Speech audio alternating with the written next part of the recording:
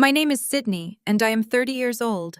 I drove 5 hours through a blinding blizzard for a family Christmas, only to find a dark, freezing mansion and a sticky note that destroyed my reality. It said they took $50,000 of my grandfather's money to ski in the Alps, leaving me behind to feed the old man like a hired nurse. But when I found my grandfather, he was not the frail, dementia-ridden man they thought he was. He was standing tall, holding a glass of bourbon, ready to exact revenge they would never see coming. Before I continue this story, let me know where you are watching from in the comments below.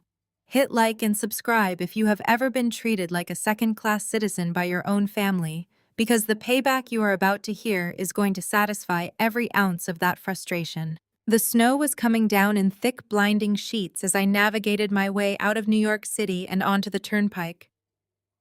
As an estate and antique art appraiser, my December had been a grueling marathon of cataloging dusty collections and dealing with demanding clients.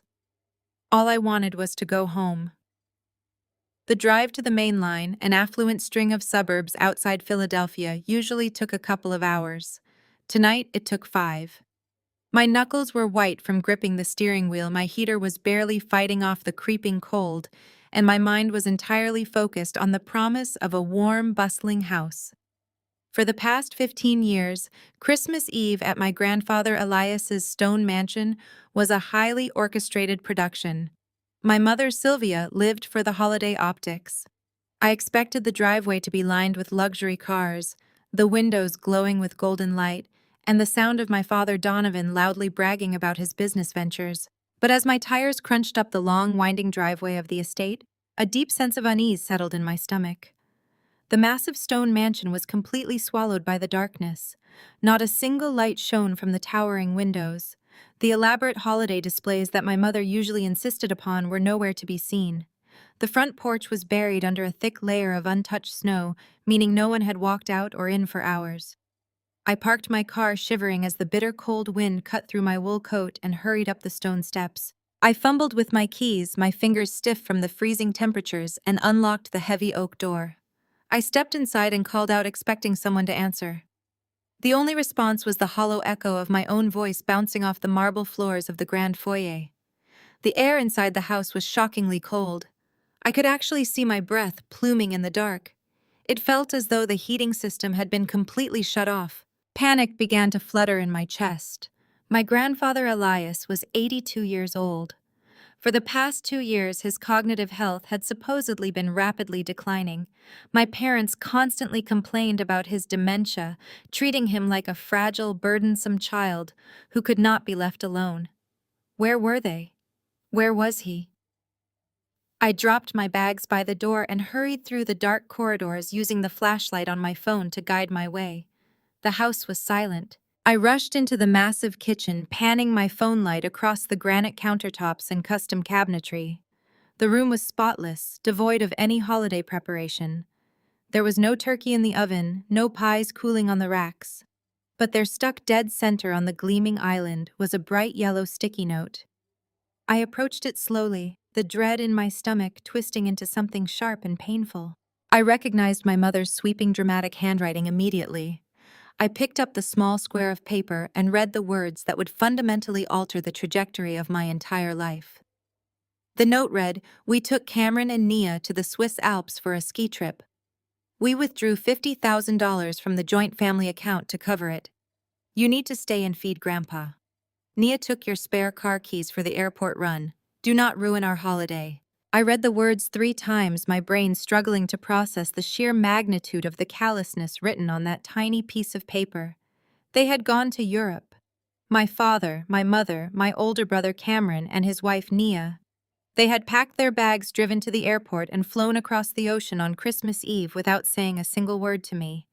And they had financed this sudden, extravagant getaway by draining $50,000 from the joint family account. Cameron was the golden boy, the family pride and joy, who held a meaningless vice president title at my father's company. His wife Nia was a highly successful black corporate lawyer. She was brilliant, ruthless, and never missed a single opportunity to remind me of her superior social standing. The fact that Nia had simply walked into my old childhood bedroom, taken the spare keys to my car, and driven it to the airport to save herself the minor inconvenience of paying for private transport was infuriating. It was a blatant assertion of dominance. I pulled out my phone and dialed Cameron's number. It rang several times before Nia answered, her voice laced with condescension over the background noise of clinking champagne glasses. "Look, Sydney, you evaluate dusty old furniture for a living," she said smoothly. "Your time is not as valuable as ours. Do your duty and look after the old man." I heard Cameron laughing before the line went dead. Trembling with rage, I marched into my grandfather's study, expecting to find him helpless. Instead, Elias stood tall by the fireplace, sipping bourbon. "The vultures have flown," he said sharply. I stood completely frozen and breathless in the doorway of the study, my brain painfully short-circuiting as I stared at him. The frail, trembling grandfather I had expected to find was entirely gone. In his place stood a man radiating authority, dressed immaculately in a tailored wool suit, holding his liquor with a steady, unshakable grip. Before I could even formulate a single question or demand an explanation for this miraculous, impossible recovery, Elias gestured toward the hallway with his heavy crystal glass. His dark eyes were bright, calculating, and fully aware of the shock radiating through my body. "Go on," Elias instructed, his voice resonant and commanding, stripped entirely of the confused tremor my family had spent 2 entire years complaining about. "I saw you reading Sylvia's note in the kitchen on the security monitors. You are vibrating with anger, Sydney, and you have every right to be. Make the call.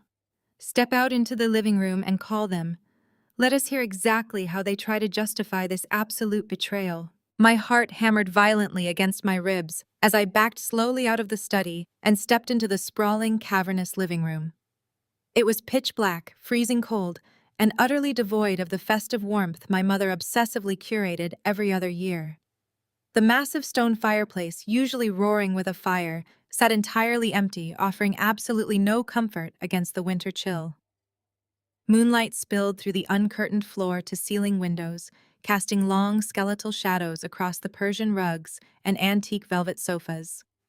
My hands shook violently from the adrenaline flooding my veins. I pulled out my phone and tapped my older brother Cameron's name on the screen.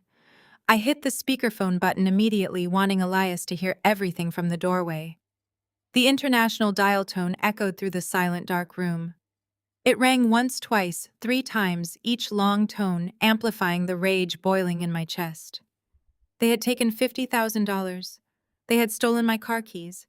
They had left me in the freezing dark on Christmas Eve with no warning whatsoever. Finally, the line connected with a soft click, but to my utter disgust, it was not my brother's voice that greeted me. "Sydney, what a pleasant surprise," Nia answered. Her voice was smooth, highly polished, and dripping with an artificial sweetness that immediately made my skin crawl. Through the phone's tiny speaker, a starkly different world bled into my freezing reality. I could hear the roar of a massive, crackling fireplace, the upbeat tempo of holiday jazz playing from high-end speakers, and the distinct, crisp sound of expensive crystal champagne flutes clinking together. It was the undeniable sound of unbothered, stolen luxury. "Nia," I said, struggling to keep my voice from trembling, "put my brother on the phone, right now." "Cameron is a bit occupied at the moment," Nia replied, her tone effortlessly, shifting into the cool, measured cadence she used in the corporate courtroom. She treated every single conversation like a cross-examination she had already won. "He is picking out the wine for our dinner reservation. We just got off the slopes in Zermatt, and honestly, the fresh powder was absolute perfection. You really should travel more, Sydney. It broadens the mind." "Do not dare patronize me!" I snapped, my heavy winter boots echoing loudly on the dark hardwood floor. My mother left a sticky note like a grocery list. "You drained $50,000 from Grandpa Elias's emergency care account, flew to Switzerland, and took the keys to my car." A soft, infuriatingly condescending sigh came through the speaker. "Oh, Sydney, please try to manage your emotions. We did not drain anything. We took a small, necessary advance for a family wellness trip. Your brother and your father have been under immense pressure at the firm this year. They needed a break to recharge their batteries. And as for your car, Cameron's SUV was in the shop and we needed reliable transport to the airport. It is just a car. You are overreacting as usual. Overreacting, I demanded, stopping dead in the center of the cold, dark room. You stole my vehicle and abandoned an 82-year-old man on Christmas Eve. You left me to clean up your miserable mess. We left you to do your part for this family, Nia countered swiftly, her voice dropping an octave, turning sharp and highly authoritative. Let us have an honest conversation about overall value, Sydney. Cameron and your father generate the incredible wealth that sustains the family name. I secure corporate mergers worth billions of dollars. We are operating at a level you cannot even begin to comprehend. She paused briefly, letting the brutal insult hang heavily in the air before delivering the final blow. You evaluate dusty old furniture for a living. You are nothing but a common second-hand appraiser who deals in outdated junk. You look at old chairs and dead people's paintings. Your time simply is not as valuable as ours. It makes perfect logistical sense for you to be the one to stay behind. Do your duty. Feed the old man. Make absolutely sure he takes his daily pills and keep the massive house secure from the storm. Do not bother us again, unless it is an absolute emergency. In the background of the call, I heard Cameron's voice boom loudly. Is that Sydney complaining again? Tell her to check the basement for ghosts. He erupted into a loud, booming laugh, followed closely by the sound of another champagne glass clinking against Nia's. Did you hear that? Nia asked, a cruel smirk, practically audible in her words. We are going to enjoy our holiday. We will be back in 2 weeks. Do try to make yourself useful while we are gone. Before I could fire back, before I could unleash the absolute fury building inside me, the line went completely dead. The harsh, monotonous, busy signal blared loudly through the freezing, empty living room, echoing off the bare walls. The psychological warfare was fully complete. Nia had seamlessly asserted her dominance, reminded me of my supposedly inferior status, mocked my entire profession, and completely dismissed my worth as a human being. I stood there in the dark, the phone still clenched tightly in my shaking hand. The silence of the mansion pressed in on me once more, heavy and extremely suffocating. But the panic and the hurt that had initially paralyzed me were completely gone. The tears of sudden betrayal dried up instantly. Nia had meant to permanently crush my spirit, to remind me that I was nothing more than the family servant, useful only for dealing with the messes they left behind. Instead, she had just handed me the keys to their absolute destruction. I slowly lowered the phone and turned back toward the hallway. Elias stepped out of the shadows of the study, the amber liquid in his glass catching the faint moonlight. He had heard every single word of the transatlantic insult. He did not look angry. He looked profoundly calm, like a brilliant general watching the enemy march directly into a carefully laid trap. I slipped my phone deep into my heavy wool coat pocket, feeling a cold, hard smile slowly pull at the corners of my mouth. I looked at my grandfather, the man they thought was entirely broken, and gave him a slow, deliberate nod. Well, I said, my voice steady and resolute in the freezing dark. I suppose it is time I start making myself useful. Elias turned and gestured for me to follow him back into his private study. I trailed behind him, my heavy boots making soft thuds against the floorboards.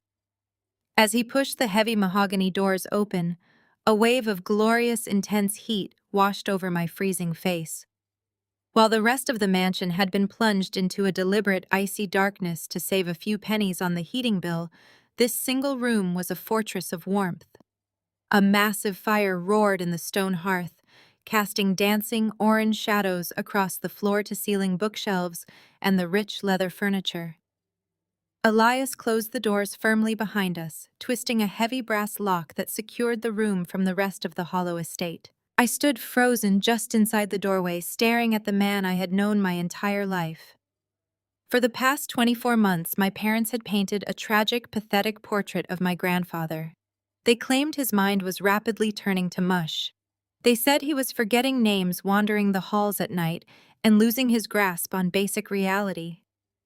They used his supposed decline as the ultimate excuse to seize control of his daily affairs, hire cheap nursing staff, they eventually fired to save money and slowly siphon away his dignity. I had driven 5 hours through a blizzard, genuinely believing I was coming to spoon-feed soup to a man who might not even recognize my face. But the man standing before me was not a fragile, fading ghost. Elias walked over to a crystal decanter resting on a polished silver tray. His steps were long, steady, and purposeful. There was no shuffling. There was no hesitation. He did not hunch his shoulders or let his hands tremble. He lifted the heavy decanter with absolute precision, pouring a generous measure of neat bourbon into his glass. He turned to face me, the firelight catching the sharp, calculating gleam in his dark eyes. His posture was commanding, radiating a formidable power that instantly commanded the entire room. The reality shift hit me with the force of a physical blow. I felt the breath completely leave my lungs as my brain scrambled to reconcile the pathetic narrative my family had spun with the formidable patriarch standing right in front of me. "You are not sick," I whispered, my voice barely audible over the crackling logs. Elias took a slow, deliberate sip of his bourbon. He let the liquid settle before offering a sharp, grim smile. "I have the blood pressure of a man 20 years younger, and my memory is sharper than your father's on his absolute best day. I do not have dementia, Sydney. I never did." My mind reeled. 2 years, I said, stepping closer to the fire, needing the heat to convince myself I was not dreaming. "For 2 entire years, Mom and Dad have been telling everyone you were losing your mind. They put you in adult diapers. They fed you pureed food. They talked about you like you were a nuisance. Why would you let them do that to you? Why would you pretend?" Elias walked toward his massive oak desk and leaned against the edge, crossing his arms. "Because I needed to know the truth," he said, his voice dropping to a low, dangerous register. 2 years ago, I noticed discrepancies in some of my minor accounts. Small things at first. A missing few thousand here, a redirected dividend there. Your father Donovan has always been a greedy man, but I needed to know the true depths of his desperation. I needed to see exactly what he, your mother, and your dear brother Cameron would do if they believed the lion was finally toothless and blind. He gestured toward the locked door with his glass. So I gave them exactly what they wanted. I played the part of the decaying old fool. I let my hands shake. I stared blankly at the walls. I let them believe my empire was ripe for the taking.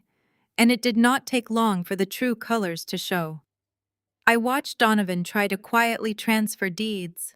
I listened to Sylvia complain about the cost of my medical care while she wore a brand new diamond necklace.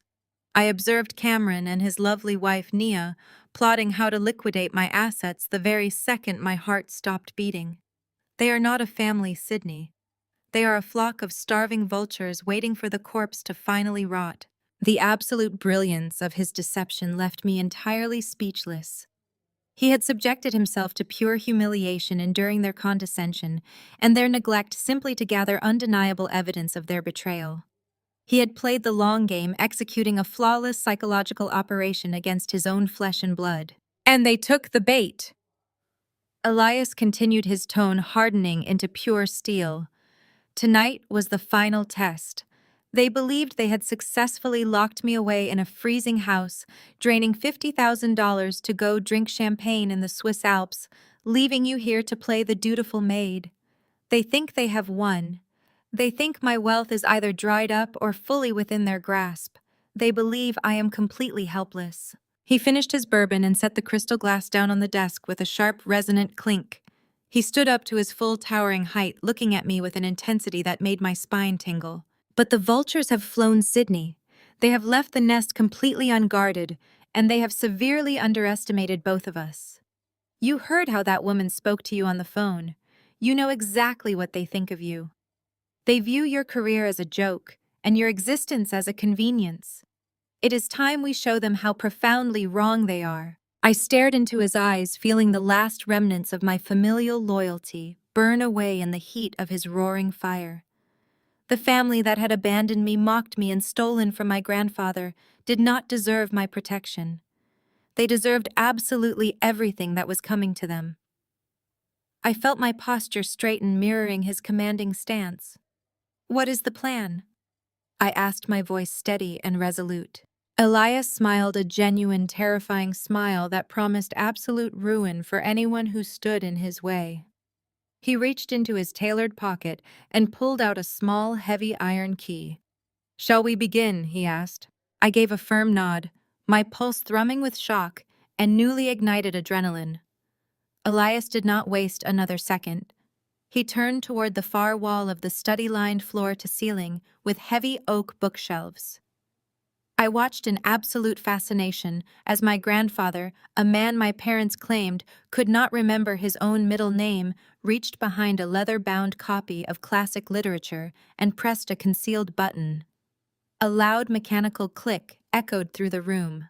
The entire bookshelf swung outward on silent, heavy-duty hinges, revealing a narrow descending staircase carved directly into the foundation. "Follow me," Elias instructed, grabbing a heavy brass flashlight from his desk and stepping into the dark passageway. I followed him down the spiraling stone steps. The air grew significantly colder and smelled of damp earth and aged masonry.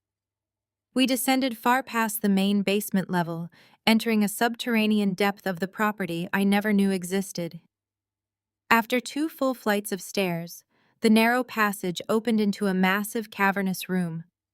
Elias flicked a switch on the wall, and rows of brilliant LED lights hummed to life, illuminating the space. It was not a dusty cellar. It was a highly sophisticated climate-controlled facility. The floors were polished concrete, and the walls were lined with advanced dehumidifiers and temperature regulators. But the centerpiece of the room, standing at the very back, was what truly stole the breath from my lungs. It was a massive, reinforced titanium smart vault. The circular door was easily 3 feet thick, secured by a complex array of electronic keypads, retinal scanners, and biometric fingerprint readers. It looked like something pulled directly from a Federal Reserve Bank out of place beneath a 19th-century Pennsylvania mansion. "Your father?"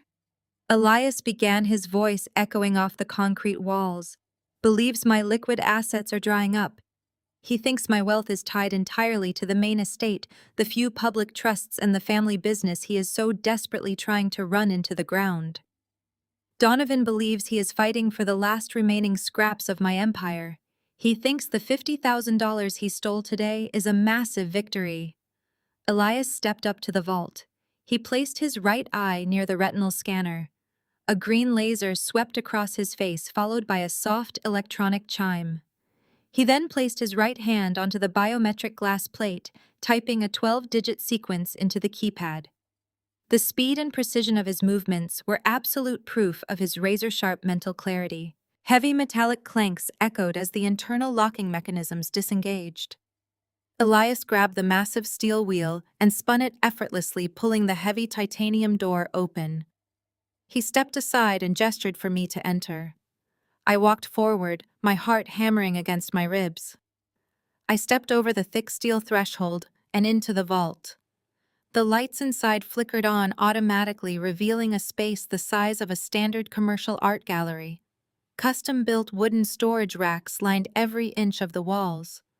Climate-controlled glass display cases sat in the center of the room. As my eyes adjusted to the lighting, my professional training instantly took over. I gasped out loud. Resting on the racks were dozens of massive original canvases. Even from a distance, I could recognize the distinct brushstrokes of post-war contemporary masters.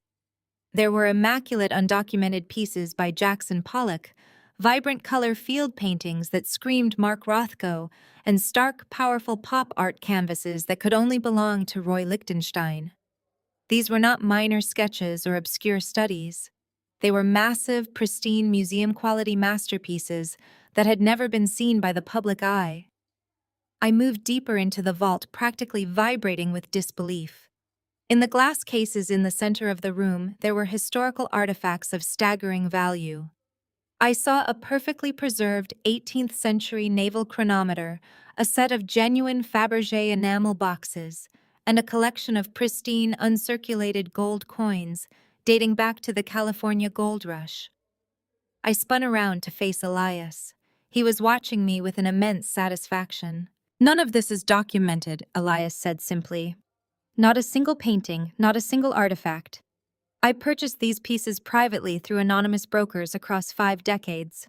I saw the way Donovan and your mother obsessed over status and quick cash. I knew that if I left this collection in the public trusts, they would liquidate it immediately to fund their pathetic, flashy lifestyles. They would sell a Rothko to buy a fleet of useless sports cars. So I hid it all down here. My mind struggled to process the sheer terrifying magnitude of the wealth surrounding me. As a seasoned estate appraiser in New York, I handled valuable collections every single day. I knew the market. I knew the auction house records. A conservative estimate of the art resting in this single room easily surpassed $100 million. The artifacts in the glass cases added tens of millions more. The profound irony of this conflict hit me like a runaway freight train. My greedy status-obsessed parents and my arrogant brother were currently celebrating the theft of $50,000. They had no idea that the true empire of fortune capable of buying their entire corporate firm 10 times over was sitting right beneath their feet. Their greed was based on an absolute illusion. Elias walked over to a nearby metal table. He picked up a pair of white cotton appraisal gloves and held them out to me. "Your mother called your career a joke," Elias commanded.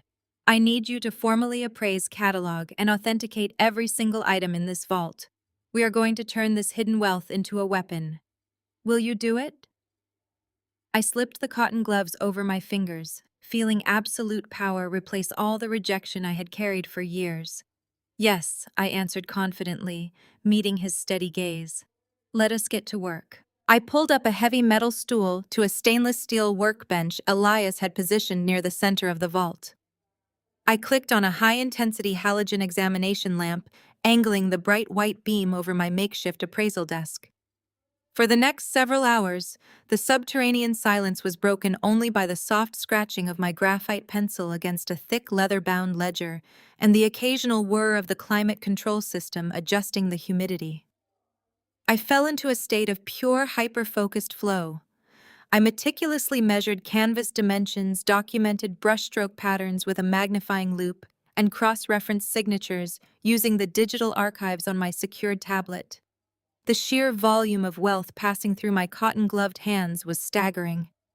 I authenticated a pristine Rothko, carefully logging its vibrant crimson hues, and appraised a collection of 19th-century maritime chronometers that belonged in the Smithsonian. Elias remained quiet, sitting in a leather armchair in the corner of the vault, sipping a fresh glass of bourbon, while watching me work with an expression of deep, vindicated satisfaction. The adrenaline of the initial reveal had settled into a cold, clinical precision. I was no longer the dismissed, patronized granddaughter.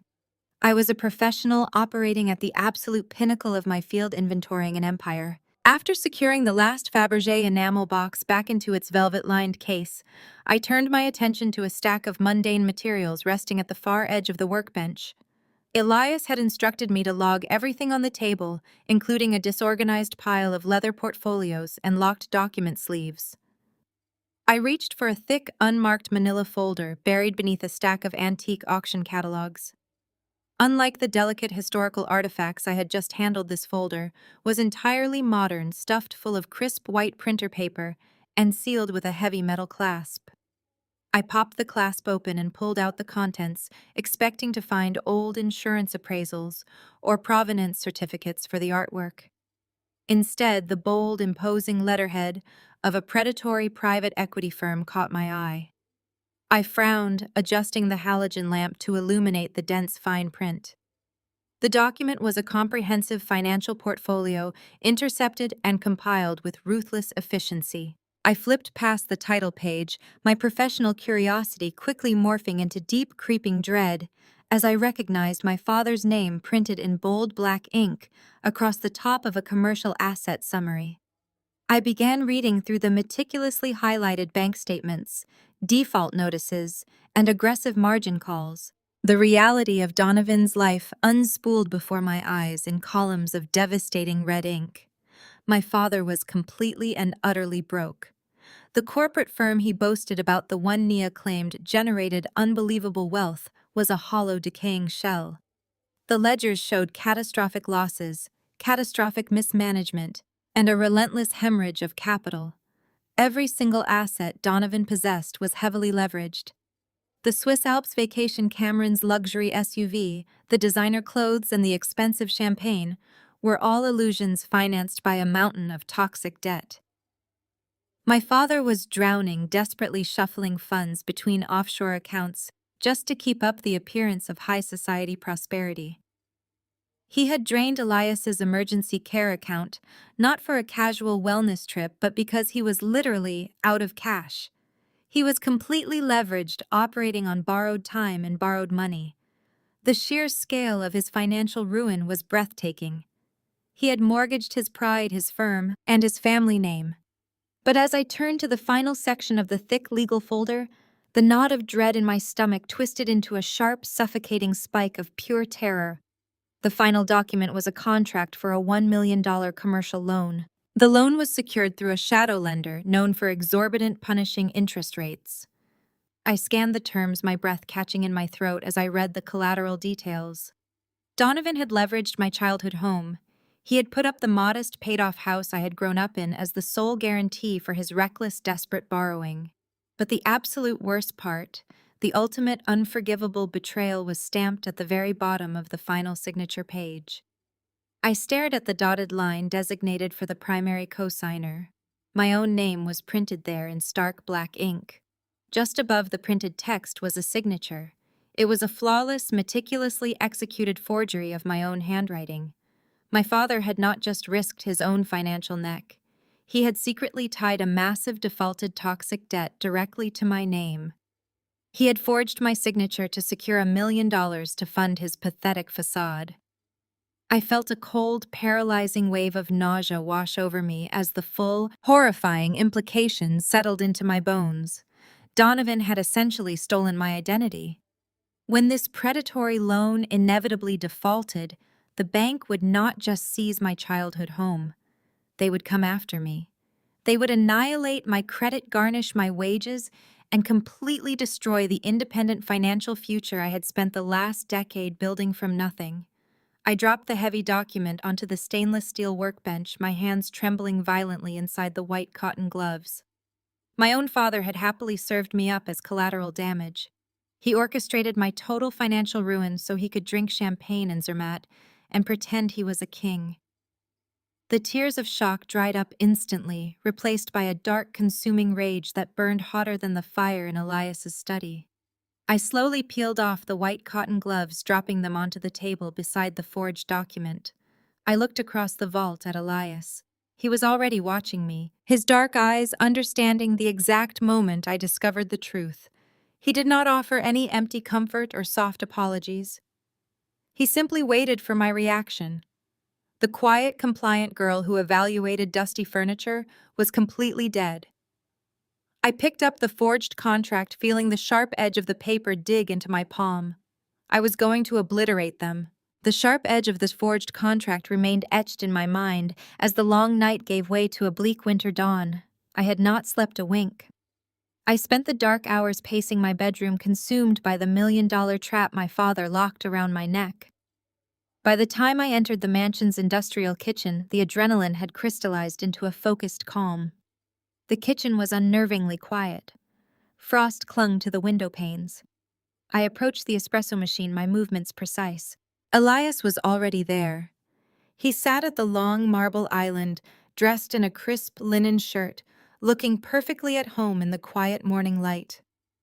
A financial newspaper rested open in front of him. He did not ask how I had slept. He did not offer any platitudes. He simply watched me process the reality of my new existence. I leaned against the cold marble counter, waiting for the espresso to brew the heavy silence speaking volumes. The father I sought to please was a criminal. Suddenly, the buzz of my phone shattered the quiet. The device vibrated against the countertop before I silenced it. The screen lit up, displaying a new text message. The sender ID read, Nia. I stared at the glowing pixels, disgust rolling through my stomach. After the phone call last night, I assumed my sister-in-law would leave me alone. I unlocked the screen and opened the message. The sheer audacity pushed me past the point of no return.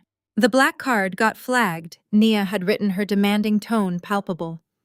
Log into Grandpa's iPad and wire $20,000 to Cameron's account immediately. Do not mess this up, Sydney. We have reservations tonight and the concierge is holding our table. I read the text twice. They had already stolen $50,000. They abandoned an 82-year-old man they believed to be mentally incompetent. My father mortgaged my future to fund their charade. And now, stranded in a luxury Swiss resort with a declined credit card, they expected the very person they mocked and ruined to act as their personal ATM. They truly believed I was that stupid, that broken, and that desperate for their fleeting approval. A harsh, dark laugh escaped my throat. The sound echoed off the kitchen tiles. Elias looked up from his newspaper, raising a single eyebrow. He did not say a word, but his silent question hung heavily in the freezing air. I tossed the phone across the marble island. It slid smoothly, coming to a halt next to his coffee cup. Elias picked it up, adjusting his glasses as he scanned the brief commanding message. He read the text in absolute silence, his expression entirely unreadable. Then, with deliberate slowness, he set the phone face down on the marble. He pushed a steaming ceramic mug of black coffee across the island toward me. It slid with a soft scrape, stopping exactly in front of my hands. "Drink your coffee," Sydney, Elias commanded gently. "You are going to need your energy today." I wrapped my hands around the warm ceramic. They maxed out the emergency account. I stated, my voice devoid of familial warmth. The bank finally flagged the fraudulent activity, and now they are stuck in Zermatt without a lifeline. They want me to commit wire fraud to bail them out. They want me to use your iPad, bypass the security protocols, and drain another $20,000 so they do not miss a dinner reservation. Elias took a slow sip of his coffee, his eyes gleaming with dangerous intelligence. "And what exactly are you going to do about it, my dear?" I looked down at the dark, bitter liquid in my mug. The transition was complete. The desperate daughter who drove through a blizzard to save her family was gone, buried under a mountain of forged signatures and insults. I looked back up at Elias, meeting his gaze with an intensity that mirrored his own. "I am going to reply," I said, my voice dropping to a low register. "I am going to tell them that the wire transfer is pending. I am going to let them walk into that luxury restaurant, order the most expensive vintage wine on the menu, and feast. I want them to feel completely secure. I want them to believe their little servant back home followed her orders perfectly. And when the bill finally comes and that card declines again, I want them to feel the exact same panic they intended for me." Elias leaned back in his chair, a satisfied smile spreading across his face. He folded his newspaper and set it aside, his full attention now devoted to the war we were about to wage. "That is a start," Elias agreed, tapping his fingers against the marble. "But a declined card is merely a nuisance to people like Donovan and Cameron. They will find a way to squirm out of a restaurant bill. We need to strike harder. We need to lock them out of the kingdom before they realize the drawbridge has been raised." I nodded, the strategy forming in my mind. The vault was our armory, but the corporate accounts were the battlefield. My father tied me to his sinking ship, which meant I had a legal right to examine the wreckage. "We sever their access," I stated, stepping into the role of a strategic adversary. "We freeze every account linked to the main estate. We contact the shadow lender and demand a full audit of that commercial loan based on suspected identity theft. And we change the security codes on every door in this mansion. By the time they fly back, they will have absolutely nothing to return to." Elias stood up, his eyes practically burning with pride and anticipation. "Precisely," he said, gesturing toward the hallway leading to his study. "The defensive line is drawn. It is time we go on the offensive. Bring your coffee, Sydney. We have an empire to secure." We took his pristine vintage car to Philadelphia. The heavy engine roared as he drove through the blinding winter storm with absolute precision. Within 2 hours, the rural landscape gave way to the towering steel monoliths of the city. We navigated into a subterranean parking garage beneath a massive glass skyscraper and took a private secured elevator to the top floor. The doors opened to an immaculate, sprawling reception area. This was a sterile glass fortress of corporate warfare. Massive windows offered a dizzying view of the freezing city. The atmosphere was ruthlessly clinical, designed solely to intimidate and dominate. A perfectly groomed receptionist stood as Elias stepped out. She did not ask for his name. She simply nodded, pressed a button on her sleek console, and gestured toward a set of frosted glass doors. Elias walked with absolute authority, his tailored wool suit cutting a sharp silhouette. I stayed close behind him, my boots clicking against the marble floor. We pushed through the heavy doors and entered a massive corner office. Sitting behind an expansive obsidian desk was a man who looked like a shark in a tailored suit. He had sharp features, silver hair, and pale blue eyes. Those eyes held absolutely no warmth. This was Vance Sterling, the primary wealth attorney and chief legal executioner for my grandfather. Vance did not look surprised to see Elias walking with perfect posture and sharp clarity. He stood up, buttoned his suit jacket, and extended a manicured hand. "It is extremely good to see you back in the light," Elias Vance said, his voice smooth and dangerously polite. "I trust the hibernation period was exactly as revealing as you anticipated it would be." "More than you can possibly imagine," Vance, Elias replied, shaking the attorney by his hand very firmly. He gestured toward me. "You remember my granddaughter Sydney? She is stepping up as my primary asset appraiser and strategic advisor starting today." Vance shifted his cold gaze to me. He did not offer a patronizing smile. He simply gave a short, respectful nod, instantly validating my presence in the room. He pointed to the leather chairs positioned opposite his desk. "Sit down," Vance instructed. "Tell me exactly what we are executing today." Elias reached into his pocket and withdrew a printout of the bank transfer records I had reviewed earlier. He placed the paper squarely in the center of the obsidian desk. "I am officially reporting a fraudulent withdrawal of $50,000 from my primary medical trust." Elias stated, his voice ringing with unyielding authority. "The transfer was initiated by my son Donovan and my daughter-in-law Sylvia. I am classifying this not as a family dispute, but as unauthorized malicious wire fraud." Vance picked up the paper, his pale eyes scanning the routing numbers and timestamp data with rapid precision. A slow, cruel smile crept across his angular face. He set the paper down and moved his hands to his keyboard. "Unauthorized wire fraud across international lines," Vance confirmed, his fingers flying across the keys. "A severe federal offense. I assume you want the absolute maximum response protocol initiated. I want the guillotine to fall," Elias commanded, leaning forward. Vance tapped a final key and turned his monitor slightly so we could see the screen. It displayed a complex dashboard of my grandfather's global financial architecture. Dozens of accounts, trusts, holding companies, and credit lines were represented by glowing green indicators. "I am initiating an immediate comprehensive freeze on all accounts linked to Donovan, Sylvia Cameron, and Nia Vance," announced.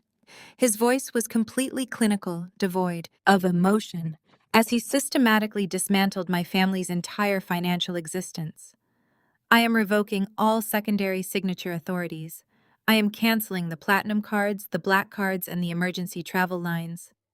I am also freezing the international safety net accounts they believe they have access to in Geneva." With every click of his mouse, a green indicator on the screen turned violently red. I watched in absolute awe as the legal machinery ground into motion. It was breathtakingly fast. There was no hesitation, no bureaucratic delay. Within 90 seconds, Vance had completely severed the financial lifeblood of my parents and my brother. He locked them out of the kingdom with a few keystrokes. "The freeze is active globally," Vance confirmed, leaning back in his leather chair. "Any attempt to swipe a card, withdraw cash, or transfer funds will result in an immediate hard decline and a fraud alert sent to the local authorities. They currently have exactly whatever pocket change they are carrying on their persons." I sat back in my chair, the leather squeaking softly in the quiet office. The sheer magnitude of the power shift was staggering. Just yesterday, I was the pathetic, discarded daughter left behind to sweep the floors while my family jetted off to the Swiss Alps on stolen money. They had mocked my career, dismissed my value, and plotted to drain my grandfather's supposedly unguarded empire. They believed they held all the cards. Now sitting in this glass fortress above Philadelphia, I watched the trap snap completely shut. My father was legally tied to $1 million fraudulent loan, and he no longer had a single penny to his name. My mother could not buy a cup of coffee. Cameron and Nia were currently stranded in one of the most expensive luxury resorts on the planet, entirely cut off from the wealth they so arrogantly flaunted. They were thousands of miles from home, surrounded by snow, with no credit, no return flights, and no access to the safety nets. The total financial blockade was absolute. Elias looked over at me, his dark eyes shining with a fierce, triumphant light. He had brilliantly turned his perceived vulnerability into the ultimate devastating weapon, and he had deliberately dragged me out of the shadows to witness the flawless execution of his trap. I felt a surge of cold confidence flood my veins. The war had begun. Vance did not waste a moment. He ushered us down a dimly lit corridor toward the private banking sector of the firm. The atmosphere here shifted from corporate aggression to fortified secrecy. There were no windows overlooking the Philadelphia skyline.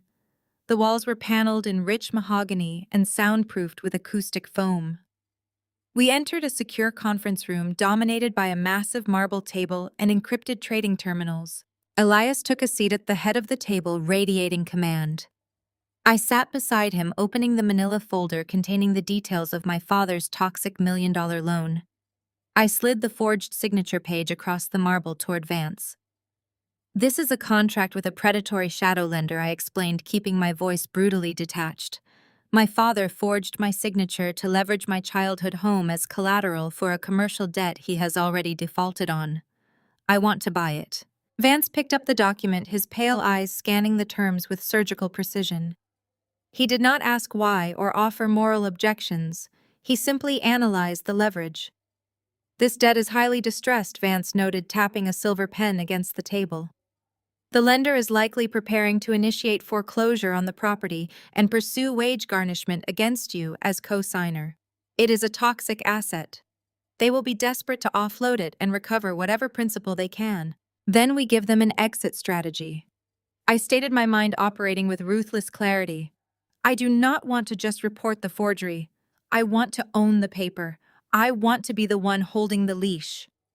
Vance pressed an intercom button. He summoned a corporate structuring specialist into the room. A woman in a sharp suit arrived less than 2 minutes later, carrying a secure laptop. "We need a blind corporate entity established immediately," Vance instructed. "An anonymous limited liability company, registered in Delaware. Expedited filing, total operational secrecy." The specialist nodded and began typing rapidly. I watched as the legal framework of my revenge was assembled in real time. We named the entity Obsidian Holdings LLC. On paper, it was a faceless corporate entity designed for aggressive asset acquisition. In reality, it was a ghost ship, captained by me. "Now we need the capital," Vance said, turning his gaze toward Elias. "Purchasing a distressed commercial loan of this magnitude requires immediate liquidity." Elias did not flinch. He pulled a small encrypted drive from his jacket pocket and plugged it directly into the secure terminal on the table. The subterranean wealth I had appraised in the mansion's vault was not just physical artifacts. Elias had established an intricate web of untraceable offshore capital derived from decades of private anonymous sales. He executed a series of complex wire transfers, bypassing the frozen accounts of the main estate. Within 10 minutes, a massive influx of untraceable capital flooded into the newly established accounts of Obsidian Holdings. I stared at the glowing digits on the monitor. I was now sitting on a war chest, capable of destroying my father 10 times over. "Contact the lender," I instructed Vance, my voice echoing off the mahogany walls. "Tell them a private equity group is willing to purchase Donovan's defaulted commercial paper today." Vance initiated the call on a secure conference line. The negotiations were brief, brutal, and entirely lopsided. The shadow lender, facing a complete loss on a toxic asset secured by a fraudulently obtained residential property, was eager to cut their losses. Vance leveraged the threat of a prolonged legal battle over the forged signature to drive the price down into the dirt. Obsidian Holdings purchased the $1 million debt for exactly $400,000 in pure, untraceable cash. The digital transfer cleared instantly. A heavy printer in the corner of the room hummed to life, spitting out the final assignment of debt documents. Vance gathered the warm pages, stapled them into a thick legal packet, and slid them across the marble table. He handed me his silver pen. "Sign on the final page, Sydney. You are the sole managing director of Obsidian Holdings." I picked up the pen. The weight of the silver felt perfect in my hand. I stared at the dense legal jargon, the culmination of my family's greed and my father's unforgivable betrayal. For my entire life, I had been the scapegoat, the disappointment, the daughter who was never ruthless enough to survive in their status-obsessed world. They had viewed my empathy as a profound weakness. They had used my name to fund their pathetic illusions of grandeur. I pressed the pen to the paper and signed my name with absolute, unwavering conviction. The transaction was legally binding. The power dynamic did not just shift, it shattered completely. I set the pen down, feeling a cold, euphoric thrill radiate through my chest. I looked at the documents resting under my hands. I was no longer just Sydney, the dismissed estate appraiser. I was Obsidian Holdings. I had weaponized the exact financial system my parents and my brother worshipped. I used the corporate machinery they idolized to construct a flawless, inescapable trap. By purchasing the debt, I was legally recognized as my father's primary creditor. I held the exclusive rights to the $1 million loan. I possessed the mortgage to the house he had so callously leveraged. I owned the debt that funded the very Swiss vacation they were currently stranded on. I held absolute total leverage over Donovan's life. I could foreclose on the property. I could initiate bankruptcy proceedings against his corporate firm. I could demand immediate repayment of the full $1 million and watch him burn in court. I had placed my own father in an absolute devastating checkmate. Elias watched me from across the table, his expression glowing with profound respect. "You own him," Elias stated quietly. I gathered the documents carefully, aligning the edges perfectly. "Yes," I replied, my voice steady and cold. "Now we wait for them to call." We left the glass fortress of the law firm and descended into the subterranean parking garage. Elias tossed me the keys to his pristine vintage car. I slid behind the leather steering wheel, the heavy engine roaring to life with a turn of the ignition. We navigated out of the concrete labyrinth and merged onto the snowy highway, leaving the towering steel monoliths of Philadelphia in our rearview mirror. The blinding winter storm raged outside, pounding against the windshield, but the interior of the car was a sanctuary of warm mahogany paneling and heated leather. The thick envelope containing the newly minted documents of Obsidian Holdings rested on the center console between us.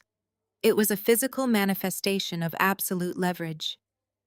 I drove with steady precision, my hands relaxed on the wheel, the rhythmic thumping of the windshield wipers providing a steady beat to our silent vigil. We were waiting for the inevitable explosion. The drive back to the estate took over an hour. The rural landscape transformed into a white blur as we pushed deeper into the Pennsylvania countryside. I had synchronized my mobile device to the vehicle-integrated Bluetooth system before we departed. The dashboard screen remained dark for the first 40 miles. Elias watched the snow accumulate on the roadside pines, his posture completely relaxed. He was a master tactician, enjoying the quiet moments before the enemy realizes they have stepped on a landmine. Suddenly, the dashboard screen illuminated, casting a harsh blue glow across the dark cabin. A shrill, piercing ringtone shattered the silence. The caller identification displayed an international code, followed by my mother's name. Sylvia. The trap had officially sprung. I glanced over at Elias. He offered a single approving nod, leaning back into his leather seat to enjoy the show. I tapped the digital answer button on the steering wheel, routing the call through the car speakers. "Sydney," Sylvia shrieked. Her voice echoed through the cabin, distorted by panic and poor cellular reception. "Sydney, Answer me right now. What is going on? The background noise filtering through the speakers was chaotic. I could hear the distinct hushed murmurs of distressed retail staff and the sharp echoing acoustics of a high-end luxury storefront. It sounded exactly like the pristine interior of a Swiss boutique. "Hello, Mom," I replied, keeping my voice perfectly calm and pleasant. "Is everything all right in Zermatt?" "Nothing is all right," she screamed, her usual composed high society facade completely disintegrating. "We are standing inside the Rolex boutique on the Bahnhofstrasse. Cameron selected a platinum Daytona for his birthday, and Donovan picked out a rose gold watch. The total was nearly 100,000 francs. We handed the manager your grandfather's titanium black card. It declined, Sydney. It hard declined." I kept my eyes fixed on the snowy road ahead, a slow smile pulling at the corners of my mouth. "That is strange," I mused. "Did you try the secondary accounts?" "We tried every single card we possess," Sylvia yelled, her breathing ragged and fast. Donovan handed them the primary estate card. Declined. Cameron tried the corporate expense account. Declined. Naya tried her emergency line. Declined. The boutique manager actually brought out a pair of armed security guards. They confiscated the titanium card right out of Donovan's hand. They said the issuer ordered it destroyed due to a hard fraud lock. Cameron is literally throwing a tantrum in the VIP lounge. Donovan is screaming at a Swiss bank representative on another line, but they refuse to tell him anything. He is locked out of the portal. The sheer, unadulterated panic in her voice was intoxicating.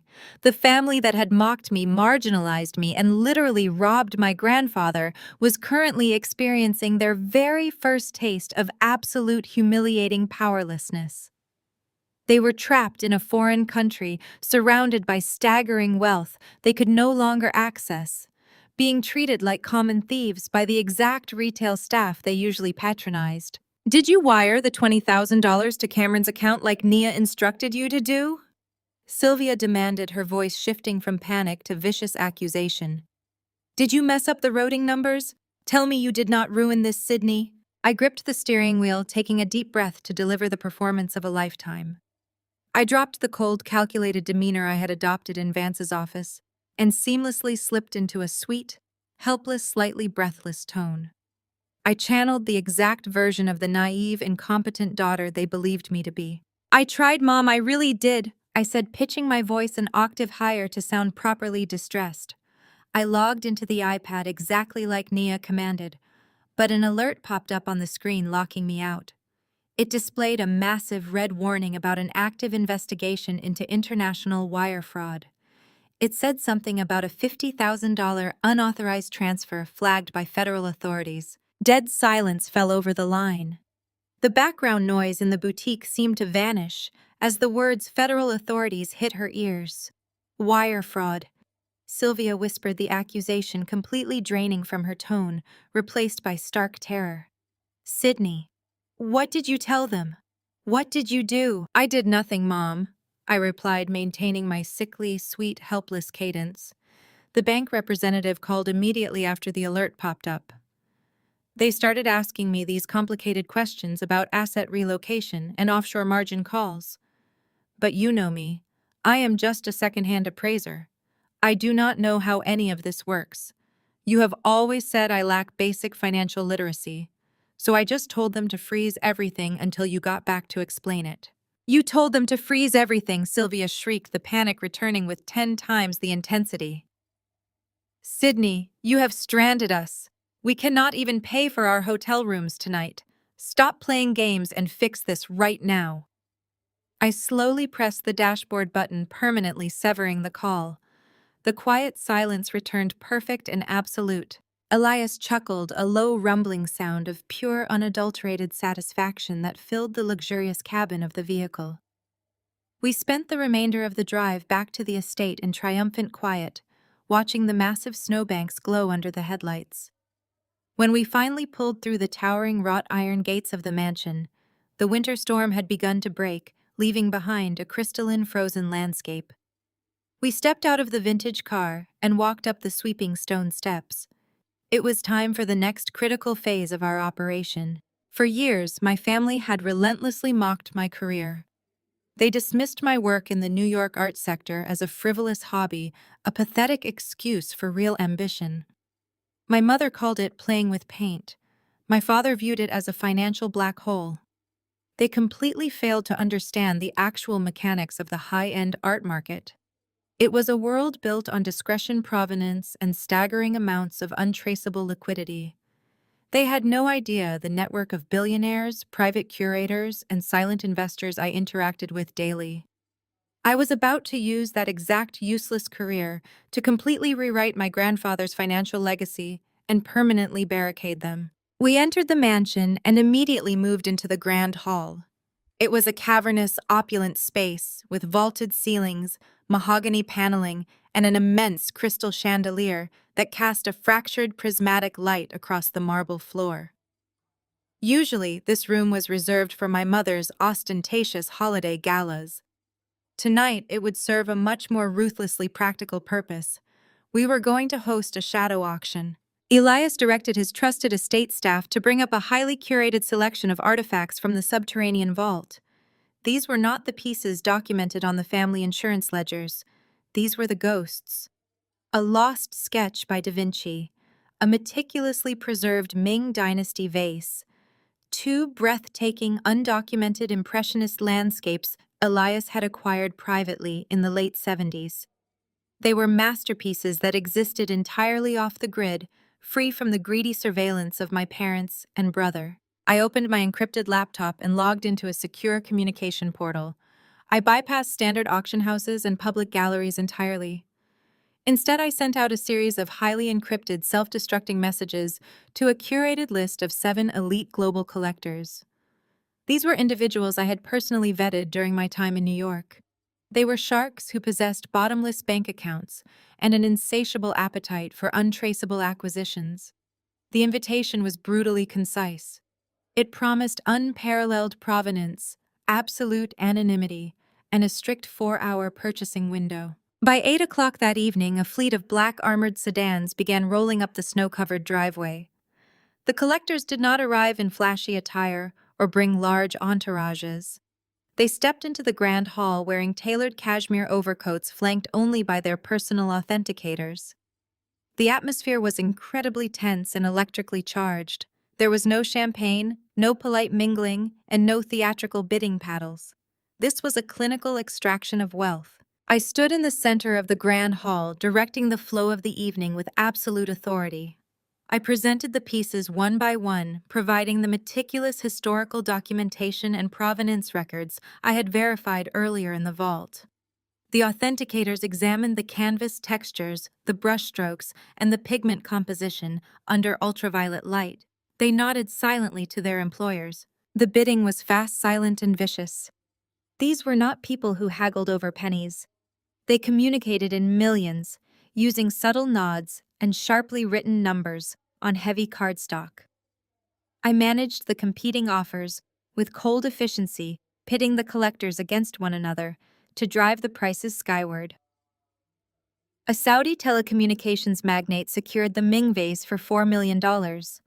A reclusive European tech billionaire claimed the Da Vinci sketch for $7.5 million. The two impressionist landscapes sparked a quiet, ruthless bidding war between a Manhattan hedge fund manager and a private equity titan. The Manhattan manager ultimately triumphed, securing the pair for a staggering $12 million. Within 3 hours, the grand hall was cleared of the artifacts. In their place sat $23.5 million in pure, unadulterated capital. The collectors did not write checks or hand over briefcases of cash. They initiated immediate, irrevocable wire transfers through layered international accounts. I sat beside Elias at a heavy oak table, watching the digital confirmations populate on my laptop screen. The sheer volume of wealth materializing in front of me was breathtaking, but it was the destination of those funds that sealed the trap. Working in tandem with Vance Sterling remotely, we routed every single dollar directly into a newly established ironclad financial vehicle. It was a generation-skipping irrevocable trust fund. Elias was the grantor, and I was designated as the sole undisputed trustee. The legal architecture was flawless.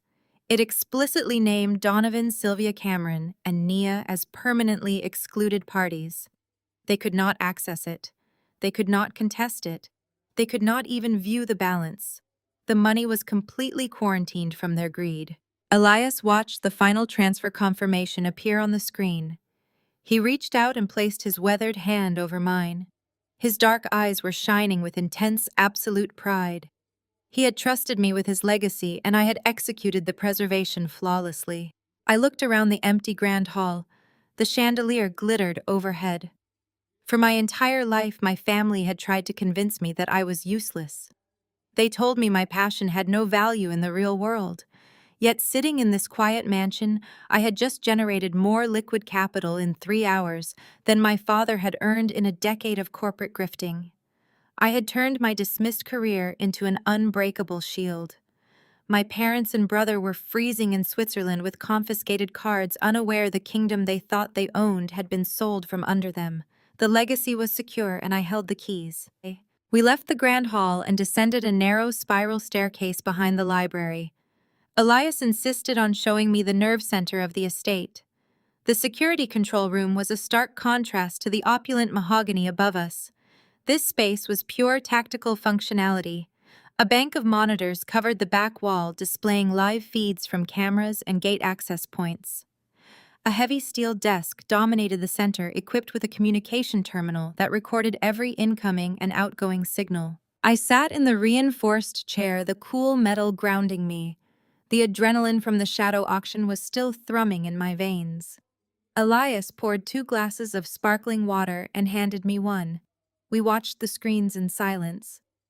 The snow continued to fall heavily on the exterior cameras, burying the tracks of the armored sedans that had departed earlier. The silence was broken by a sharp tone from the terminal. A red light flashed on the primary encrypted line. The caller ID displayed a blocked international number, but the routing sequence indicated a secure network connection. This was not my mother calling from a boutique floor. This was a direct targeted strike. I pressed the green button to accept the connection, routing the audio through the room's overhead speakers. Sydney. The voice was cold, sharp, and stripped of all familial pretense. It was Naya. My brother's wife was a senior associate at a cutthroat corporate law firm, and she wielded her degree like a bludgeon. "Hello, Nia," I replied, keeping my tone completely devoid of emotion. "Are you enjoying the Swiss Alps?" "Cut the naive act!" Nia snapped the audio crisp and unforgiving. "Sylvia might buy your incompetent appraiser routine, but I do not. I just spent the last 2 hours tearing through the bank's international fraud protocols. You did not just trigger an alert. You executed a comprehensive global asset freeze. You locked us out of the primary account safety nets and emergency travel lines." I leaned back in the chair, catching Elias's eye. He nodded, urging me to let her talk. "I am simply following federal guidelines, Nia," I said, maintaining a pleasant cooperative pitch. An unauthorized withdrawal of $50,000 was flagged. As a responsible family member, I had to report the discrepancy. Nia let out a harsh laugh. "You are playing a very dangerous, incredibly stupid game, Sydney. I know exactly what you are attempting to do, and I am going to crush you for it. I am not Sylvia, and I am not Cameron. I am a corporate litigator, and I will tear your life apart." "Go ahead," I challenged softly. "Listen to me very carefully," Nia commanded, her voice dropping into a deadly professional cadence. "If you do not reverse this freeze within the next 10 minutes, I am filing a formal lawsuit against you for elderly financial abuse. I will draft the injunction myself. I will state on the record that you have isolated an 80-year-old man, manipulated his declining mental state, and seized control of his assets for personal enrichment." I took a slow sip of my water. The threat was vicious and entirely expected. Furthermore, Nia continued, her words hitting like hammer blows. "I will personally contact the Appraisers Association of America. I will file an ethics complaint detailing your fraudulent manipulation of client assets. I will tie you up in so much litigation that your precious license will be revoked before the end of the quarter. You will never work in the art sector again. You will be toxic. You will be ruined. Do you understand what I am telling you, Sydney? The control room felt suddenly very still. Nia was attempting to use raw legal intimidation to bully me into submission.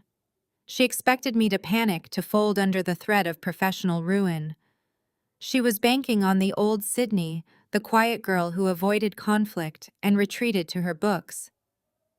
Nia, I said, my voice dropping the sweet facade completely. My tone was now just as cold and clinical as hers. Let us discuss the actual legal realities of your current situation. I sat forward, bracing my arms on the desk. First, to file an injunction for elderly financial abuse, you need standing. You need proof of diminished capacity. Elias is sitting right beside me, reviewing his own security footage. He recently passed a comprehensive neurological evaluation with flying colors. I have the signed affidavits from 2 independent board-certified neurologists sitting in a safe downstairs. Your lawsuit would be dismissed with prejudice before a judge even schedules a hearing. I heard a sharp intake of breath over the speaker, but I did not stop. Second, I continued, my mind operating with flawless precision. Let us discuss ethics. You are a corporate attorney who knowingly benefited from a $50,000 fraudulent wire transfer. You are currently vacationing on stolen funds. If you contact my licensing board, I will contact the State Bar Association. I will submit the forged wire transfer documents complete with your husband's signature and the routing numbers tracing the stolen capital directly to the Swiss resort you are currently standing in. I will initiate a formal grievance for criminal conspiracy. You are stranded, Nia, I stated. You overplayed your hand. Enjoy the snow. I pressed the button, permanently terminating the connection. Elias smiled proudly, raising his glass to the absolute victory. The heavy silence in the security control room lasted exactly 4 seconds before the encrypted terminal flashed a violent red again. Nia was calling back. A shark like her could never accept being dismissed, especially by the woman she had spent years treating like an intellectual inferior. Her ego demanded the last word. I looked at Elias, who was still smiling, his dark eyes gleaming in the glow of the surveillance monitors. He gestured toward the flashing console, inviting me to finish the demolition. I pressed the green button, ensuring the speakerphone was broadcasting loudly enough for Elias to catch every nuance of the impending execution. Do not ever hang up on me! Nia snarled, her voice vibrating with a dangerous mix of panic and unfiltered rage. You have absolutely no idea who you are dealing with, Sydney. I am not some fragile socialite you can intimidate with empty threats about bar associations. I know the law. I bend the law for a living. You have nothing but a glorified appraisal certificate and a sudden misplaced sense of authority. Now you are going to reverse that freeze, or I will make it my personal mission to see you prosecuted for malicious financial interference. I let her finish her desperate tirade. I let the echoes of her shrill voice bounce off the reinforced steel walls of the control room. I wanted her to feel the weight of her own arrogance before I systematically dismantled it. I am very glad you know the law, Nia, I replied, my voice steady, conversational, and utterly devoid of fear.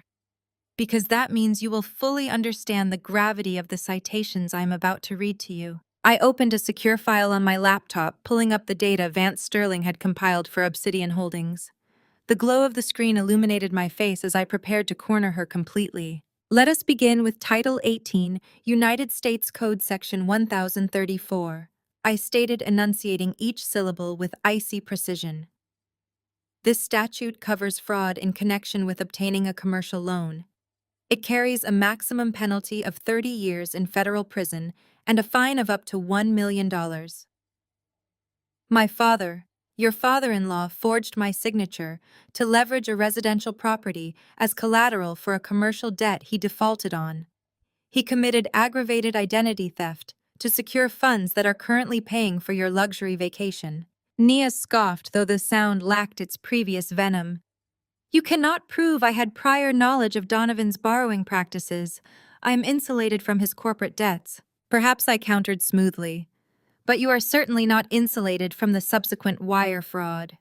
That brings us to Title 18 United States Code Section 1343, wire fraud. Anyone who knowingly transmits funds across international borders derived from a fraudulent scheme is fully liable. The $50,000 transferred out of the primary medical trust yesterday morning constitutes a direct violation. You and Cameron initiated that transfer. We have the digital footprint, the IP address logging into the estate portal, and the exact timestamp of the routing request sent to Geneva. There was a slight hesitation on the line. The background noise of the Swiss boutique had vanished entirely. She had likely retreated to a private area, realizing the severity of the conversation. My husband had authorized access to those accounts, Nia argued, her legal defense mechanisms kicking in. He is a named beneficiary of the estate. Moving funds for family maintenance is not a criminal offense. It is when the primary account holder is an octogenarian and the secondary signature authorities have been explicitly revoked. I corrected my tone, sharpening into a weapon. Which leads us to the most devastating charge. I hope you are taking notes, Nia. Under the Older Americans Act and specific state statutes governing elderly financial exploitation, unauthorized financial withdrawals from a senior account are classified as a severe felony.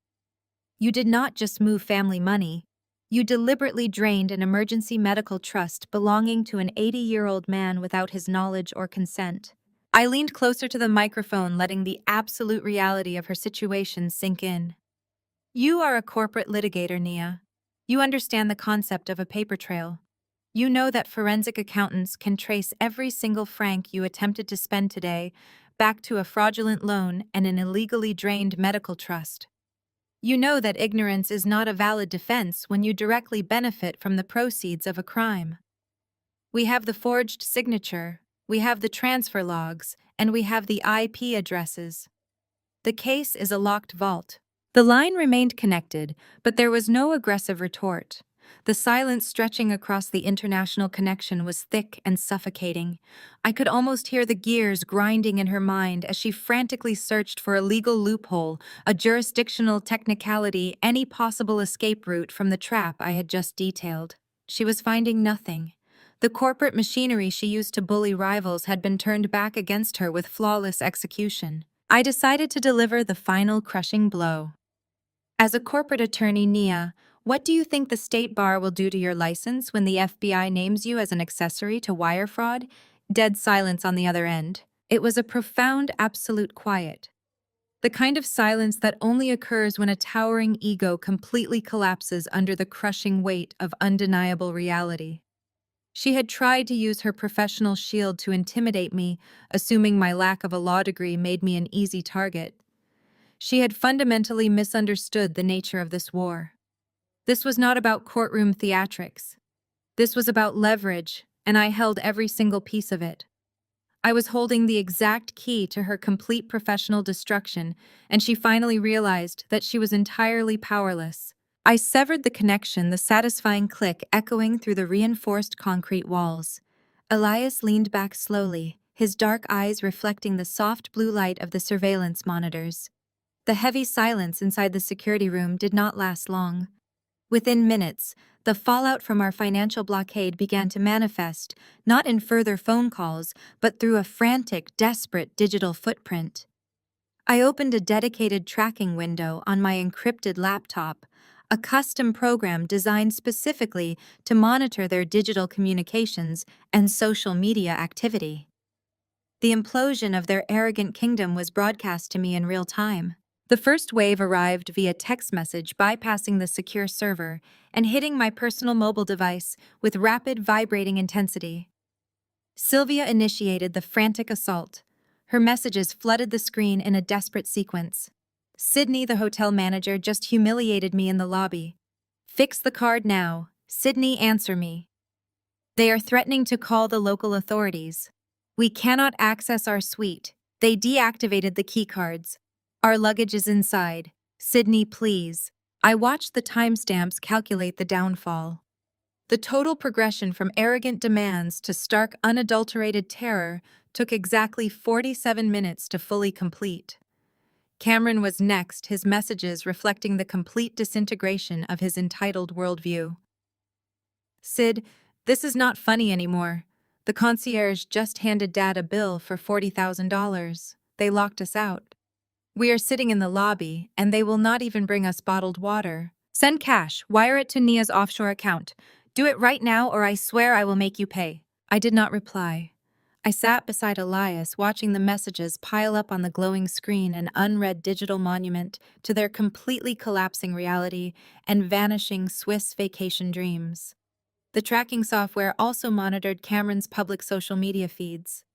For the first 3 days of their trip, his accounts had been a steady stream of obnoxious wealth, flaunting platinum watches over luxury steering wheels, sweeping alpine vistas from the massive balcony of their five-star suite, and endless bottles of vintage champagne.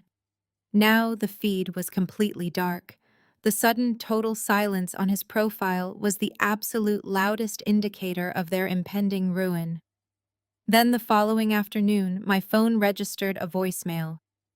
Cameron had circumvented the text blockade and resorted to leaving a desperate long audio recording file. I routed the playback directly through the security room speakers so Elias could hear the final chapter of their Swiss nightmare unfold. The audio quality was terrible, filled with the howling wind of a severe alpine storm and the heavy crunch of boots slipping on solid ice. "Sydney, please pick up. You have to pick up." Cameron's voice was completely unrecognizable. The arrogance was entirely gone, replaced by a ragged, desperate, freezing panic. His teeth were audibly chattering through the microphone. "We are out on the street. The hotel manager locked down the suite. They forcefully seized all our luggage. They seized everything until we can cover the $40,000 incidentals tab. Dad tried to leverage his name, but they just laughed at him. They actually laughed at him, Sydney. They told us to vacate the premises immediately, or they would have us arrested for defrauding a hospitality establishment." I glanced over at Elias. His weathered face was entirely devoid of sympathy. He merely tapped his finger against the cold steel desk, listening to the absolute destruction of the greedy people who had tried to discard him. "We are walking, Sydney. We are walking outside in the freezing snow." Cameron sounded on the verge of total hyperventilation, his breath hitching violently against the freezing wind. "We cannot even afford a taxi." Dad and Nia are screaming at each other. Mom is crying. She is wearing thin leather boots in a massive blizzard. We are trying to find a pawn shop down in the lower village. Mom is carrying her prized Chanel bags and plastic grocery sacks to keep the heavy snow off them. She is going to sell them. Dad is going to sell his Patek Philippe and the platinum Rolex I just picked out yesterday. The boutique security guards practically threw us out when we tried to return it. We have to pawn everything we have just to survive the freezing night. The loud roar of a passing snowplow temporarily drowned out his panicked voice. When the audio finally cleared, the sheer physical and social degradation of his situation was painfully obvious. Nia found some cheap flights back to New York. They are economy class, Sydney. Economy. With a brutal 12-hour layover in Frankfurt and another 6 hours trapped in Reykjavik. We do not have winter coats. We do not have our bags. We are going to be sitting crammed in middle seats for 2 agonizing days. Please, Sydney, just wire enough money for a direct flight. I am begging you. I will do whatever you want. Just get us out of here." The voicemail abruptly ended, likely due to a dying battery permanently shutting down his frozen device. The stark, undeniable reality of their situation hung heavily in the air of the control room. My family, completely obsessed with status branding and the perception of unlimited wealth, had been brutally stripped of every single illusion they held dear. They were currently trudging through a foreign blizzard, carrying their beloved luxury goods in cheap plastic bags, desperate to barter them for the most agonizing route home. The physical and social degradation was absolute. The people who had mocked my career and plotted to steal my grandfather's fortune were experiencing the harsh, unforgiving reality of total powerlessness. I archived the voicemail and the text messages into the secure server, locking them away as perfect leverage for the battles to come. They would return to New York eventually, bruised, humiliated, and stripped of their financial weapons, to find the kingdom they believed they ruled permanently fortified against their greed. Dawn broke over the Pennsylvania countryside, casting a blinding light across the snow-covered grounds. The digital blockade was absolute, but a digital fortress was meaningless if the physical walls remained breached.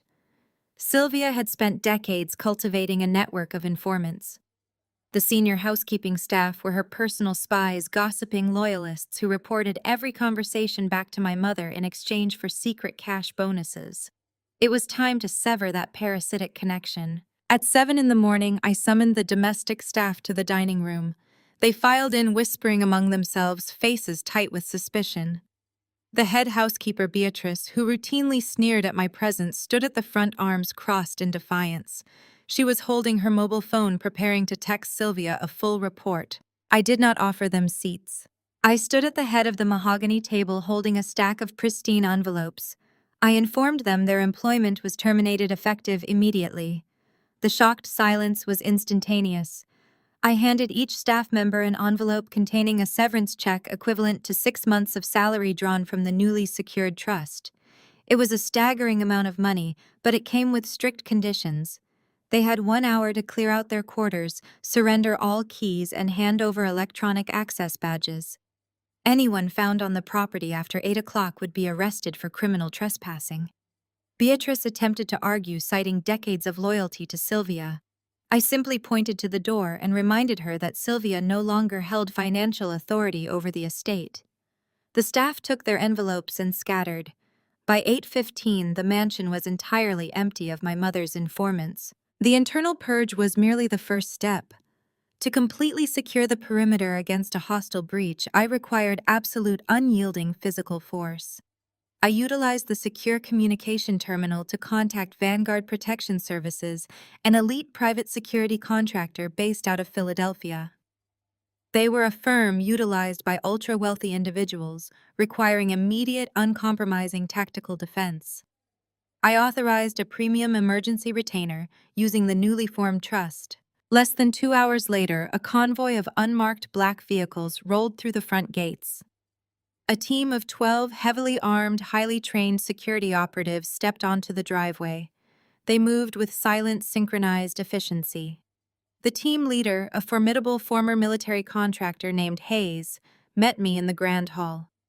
I handed him the comprehensive blueprints of the estate and gave him a single directive. Nobody enters this property without my explicit biometric authorization. Hayes and his team immediately went to work systematically dismantling the old security infrastructure.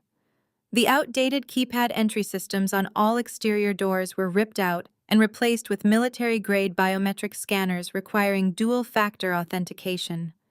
Every lock in the mansion, from the front entrance to the subterranean wine cellar, was changed. The digital access codes for the main wrought iron gates at the end of the driveway were wiped from the central server and reprogrammed.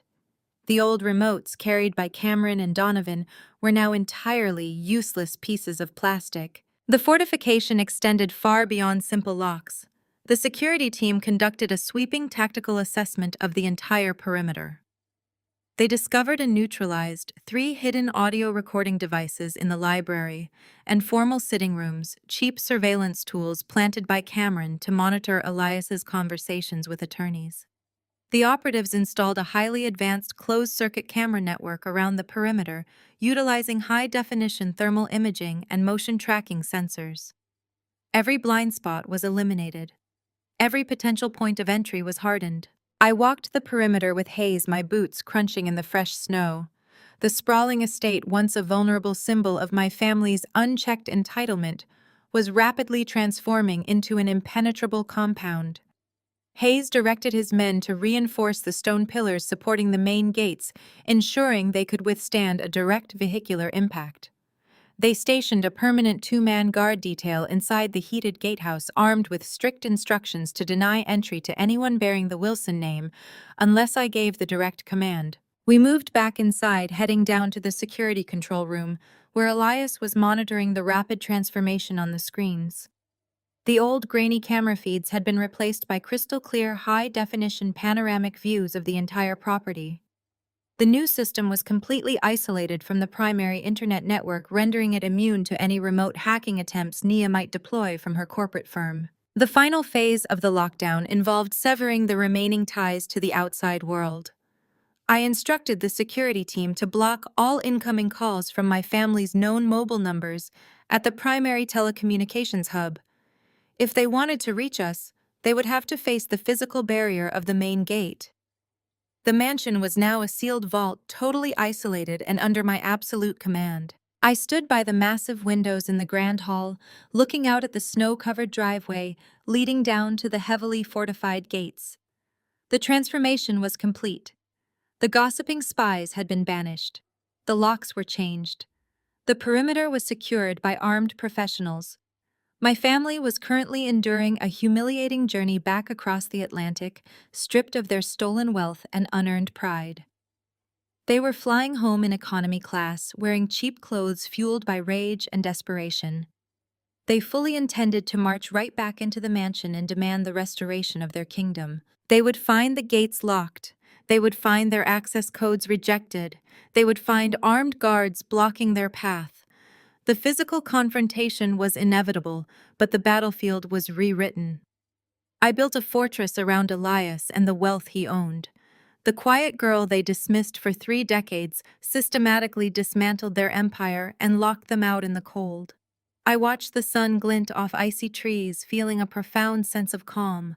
The trap was set, the walls fortified, and I was ready for the war. I turned away from the towering windows of the grand hall, leaving the glare of the morning sun behind. Elias motioned for me to follow him down the eastern corridor. We left the entry points and moved into his private study. The room was a sanctuary of rich oak bookshelves, leather wingback chairs, and the faint, comforting scent of aged paper and pipe tobacco. It was the only room in the mansion that truly felt like his own. He settled behind his massive desk and triggered a switch hidden beneath the lip of the wood. A motorized panel slid back, revealing a sleek, flat monitor embedded directly into the wall paneling. The screen illuminated, displaying a high-resolution global flight radar map. A single red icon blinked slowly as it crawled across the digital representation of the Atlantic Ocean. Elias had leveraged his corporate security contacts to pinpoint the exact commercial flight my family had been forced to book. We watched the tiny red plane inch its way from a miserable 12-hour layover in Frankfurt toward their next agonizing stop in Reykjavik. They were trapped inside a metal tube, stripped of private jet privileges, enduring the crushing reality of basic economy travel. The contrast between their usual insulated luxury and their current predicament was stark. They were sitting shoulder to shoulder with screaming toddlers and exhausted commuters, entirely cut off from the endless stream of wealth that usually buffered them from the inconveniences of the real world. We sat in companionable silence, drinking coffee and watching the digital plane navigate harsh weather patterns over the ocean. The quiet within the study was absolute, a heavy, deliberate calm that settled over the estate before an impending strike. Suddenly, my encrypted mobile device vibrated against the polished surface of Elias's desk. The sharp buzzing sound shattered the tranquility of the room. I picked up the phone and checked the screen. It was an incoming message from Cameron. He managed to connect to a weak, unstable public wireless network during his miserable layover in Iceland to deliver one final volley of abuse. I opened the message anticipating exactly the kind of toxic bluster my brother always relied on when he felt cornered. The text was a chaotic block of capitalized letters and vicious threats devoid of any punctuation or rational thought. Cameron was entirely consumed by unadulterated rage. He promised absolute destruction. He wrote that the very second their plane touched down and they secured a ride back to Pennsylvania, he was going to personally march into my bedroom and throw every single piece of my property onto the snow-covered street. He threatened to shatter my computer, burn my clothes, and physically drag me by my hair out the front door.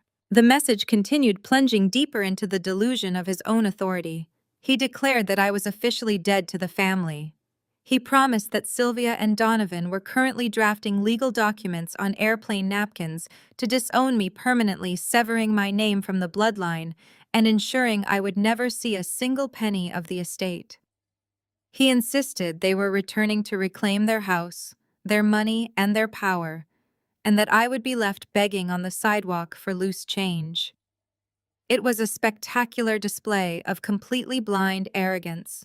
He genuinely believed that geographical distance was the only thing preventing him from enforcing his will. He thought the dynamics of our childhood were still fully intact. I read the lengthy, unhinged rant twice, analyzing the sheer panic radiating through the screen.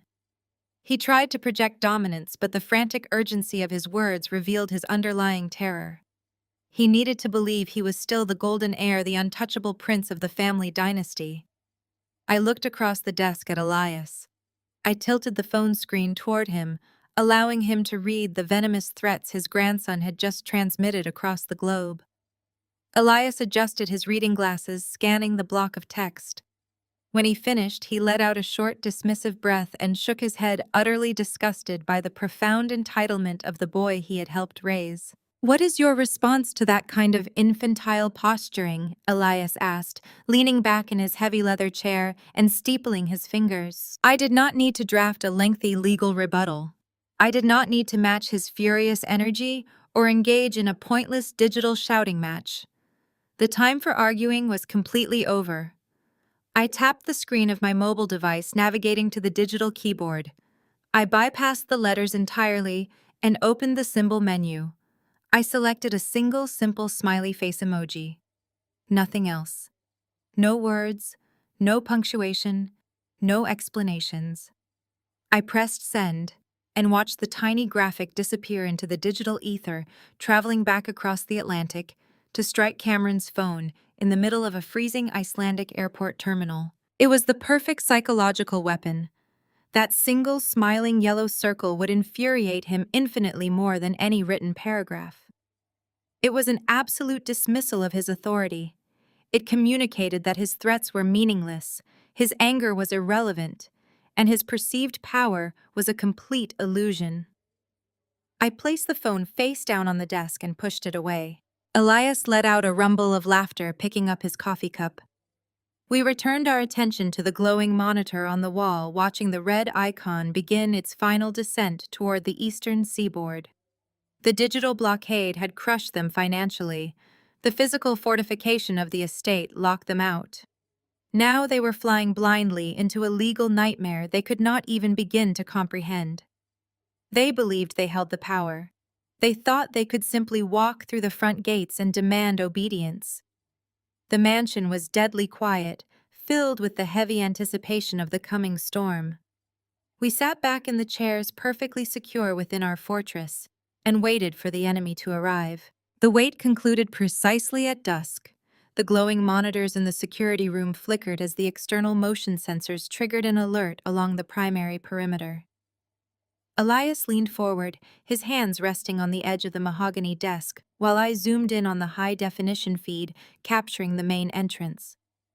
The sky had turned a bruising shade of purple, unleashing a torrential downpour of freezing rain that turned the driveway into a slick sheet of black ice. Through the digital static of the storm, the headlights of two vehicles pierced the gloom.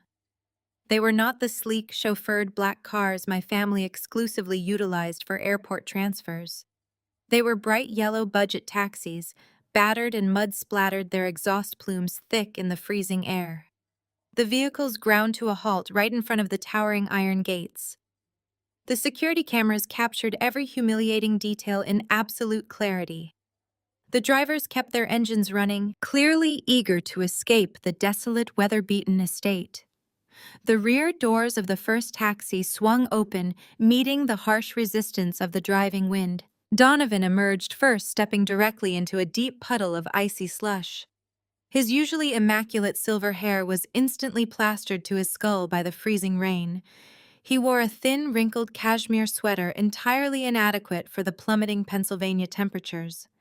He barked an order at the driver, his face twisted in an ugly snarl, but the driver merely popped the trunk from the inside, refusing to step out into the storm. Sylvia followed her husband, her physical state a stark reflection of their devastating downfall. The pristine, untouchable matriarch was completely disheveled. She wore an oversized airport sweatshirt layered over silk trousers that clung to her legs like wet paper. Her signature blowout was a ruined, tangled mess whipping across her face in the gale. She clutched a transparent duty-free plastic bag containing the remnants of whatever she had failed to pawn in Switzerland. She shivered violently, her shoulders hunched against the biting cold, glaring at the iron gates, as if her sheer sense of entitlement could force them to swing open on command. The second taxi deposited Cameron and Nia onto the frozen asphalt. Cameron stumbled as his leather loafers lost traction on the ice. He looked gaunt, exhausted, and fundamentally broken by the grueling multi-layover economy flight. His designer jacket was stained with spilled coffee and wrinkled beyond repair. He looked nothing like the arrogant heir who had taunted me just weeks prior. Nia followed close behind, her corporate armor entirely stripped away. She dragged a single battered piece of carry-on luggage, the wheels catching and grinding against the gravel. Her sharp, predatory demeanor was replaced by a look of sheer, exhausted misery. She snapped at Cameron, pointing an accusing finger toward the gate, clearly blaming him and his family for the agonizing journey they had just endured. The four of them converged by the trunks of the taxis, arguing over the fare. Donovan frantically patted his pockets, ultimately forcing Nia to hand the drivers a wad of crumpled cash. The taxis immediately reversed their tires, spinning on the slick pavement before speeding away, abandoning the family in the desolate storm. They were left standing entirely alone on the shoulder of the private road. The driving rain quickly soaked through their inadequate clothing. Donovan grabbed the handles of two heavy suitcases, his face turning a dangerous shade of crimson with the physical exertion. He dragged them through the slush, the wheels protesting loudly, leaving deep, muddy tracks across the pristine entranceway. Sylvia trailed behind him, hugging her plastic bag to her chest, her teeth audibly chattering even through the audio feed of the security cameras. Cameron and Nia struggled with the remaining bags, slipping and cursing as they navigated the treacherous incline leading up to the main gate. Donovan reached the stone pillar housing the primary access keypad. He dropped the luggage handles and wiped the freezing rain from his eyes. He aggressively punched a sequence of numbers into the metal interface. The system registered the input with a harsh, flat electronic buzz. The digital display flashed a bright red error message. Access denied. Donovan frowned, assuming he had miskeyed the entry code due to his freezing, uncoordinated fingers. He wiped the keypad with his wet sleeve and tried again, pressing each button with deliberate, exaggerated force. The harsh buzz sounded a second time. Access denied. Panic began to visibly fracture his arrogant composure. He pulled a remote transmitter from his pocket, aiming it through the iron bars and pressing the primary unlock button. Nothing happened. The heavy steel gates remained absolutely motionless, completely indifferent to his commands. Sylvia dropped her plastic bag onto the wet pavement and rushed forward, pushing her husband aside. She began hammering her own code into the keypad, her manicured fingers slipping on the wet metal. The red light flashed again and again, reflecting off the falling rain. Cameron dropped his luggage and sprinted up the incline, joining his parents at the pillar. The three of them crowded around the small electronic box, desperately punching in every backup code, delivery pin, and emergency bypass sequence they possessed. Every single attempt was met with the exact same harsh, rejecting buzz. The reality of their situation finally breached their towering egos. They were locked out. Donovan grabbed the heavy iron bars with both hands, violently shaking them with all his remaining physical strength. The reinforced steel did not budge a single millimeter. He threw his head back and screamed my name into the freezing rain, his voice a ragged, furious, and desperate howl. Sylvia began pounding her fragile fists against the unyielding metal, sobbing hysterically. Nia slumped against the damp stone wall, completely defeated by the elements. The grand elite family was reduced to a miserable, dripping mass of terror, screaming helplessly on the sidewalk outside their lost fortress. They were entirely exposed to the violent winter storm. They screamed helplessly outside. I watched the feed for exactly 5 minutes. The freezing rain soaked their thin clothing. The wind stripped their dignity. Elias observed his son shivering against the iron bars. He did not ask to intervene. His silence was my authorization. I keyed the gatehouse microphone. I told Hayes to open the gates only long enough for them to step through. I instructed guards to deny entry to their baggage. Steel mechanisms groaned to life, pulling the gates inward. Donovan stumbled onto the icy asphalt. He turned back for the suitcases, but two armed Vanguard operatives stepped into his path. They raised their hands in wordless command. They allowed the family to pass, leaving the luggage on the sidewalk. Cameron tried to argue, but a glare from the tactical team silenced him. They trudged up the driveway, slipping on black ice, their thin shoes useless against the incline. I walked to the foyer. I unlocked the front doors and stepped onto the portico. The overhang shielded me from the sleet. I stood at the top of the steps, flanked by Hayes and another contractor named Miller. Donovan reached the bottom of the steps first. His breathing was ragged, his face a terrifying crimson. Freezing rain plastered his silver hair to his forehead, making him look feral. Sylvia was right behind him, teeth chattering violently over the roaring storm. She clutched a plastic bag of unsold luxury goods to her chest like a shield. Cameron and Naya brought up the rear, looking defeated and humiliated by physical exertion. Donovan looked up at me, standing on the marble. The sight of me occupying the position of absolute power, untouched by the storm, pushed his ego past the breaking point. The realization that I was the architect of his humiliation ignited a volcanic rage. He let out a roar, abandoning all pretense of civility. He charged up the slick stairs, his boots finding momentary traction. He raised his hand into a fist, intending to strike me across the face. He wanted to punish me for daring to challenge his authority. He wanted to beat me into submission. I did not flinch. I did not move a muscle. I did not even blink once. Before Donovan could strike, Hayes and Miller moved with terrifying velocity. They did not merely block his strike. They neutralized the threat entirely. Miller caught Donovan's wrist in mid-air, his grip locking around his arm like a vice. Hayes planted a tactical boot against my father's chest, forcing him backward. The momentum halted. Donovan slammed onto the hard landing, his legs buckling. He hit the marble with a thud, gasping as the wind was knocked from his lungs. "Do not attempt to touch her again," Hayes commanded, his voice cutting through the storm. "Next time, I will not be so gentle." Donovan lay on the wet stone, clutching his chest, staring at the security contractors in absolute shock. He had spent his life bullying people with his financial weight and social standing. He had never faced a consequence involving immediate, overpowering physical force. The brutal reality of his vulnerability paralyzed him. Sylvia screamed, dropping her bag and falling to her knees beside her husband. Cameron froze on the bottom step, eyes wide with terror, unwilling to challenge the armed men guarding the porch. Nia chose this exact moment to deploy the only weapon she had left. She pushed past Cameron and stomped up the stairs, her soaked suit clinging to her shivering frame. She reached into her handbag and pulled out her leather wallet. She thrust her New York State bar card into Hayes' face. "You are committing a felony!" Nia shrieked, her voice shrill and hysterical. "I am a licensed corporate attorney. This is an illegal eviction. You cannot lock us out of our primary residence without 30 days written notice. You are committing false imprisonment of our assets. I will have this entire security firm dismantled. I will see you arrested for assault, and I will ensure Sydney spends the next decade rotting in a federal penitentiary. Open those doors right now and return our property." She waved the card frantically, pointing it at me like a magical talisman that could instantly restore their broken empire. She desperately clung to the legal machinery that had always protected her, assuming corporate jargon would intimidate me into surrendering the castle.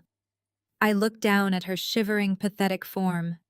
The rain washed her expensive makeup down her cheeks in dark, muddy streaks.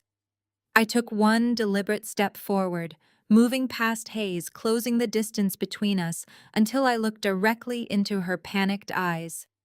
"You are out of your jurisdiction, Nia," I stated, my voice projecting crisp and clear over the storm.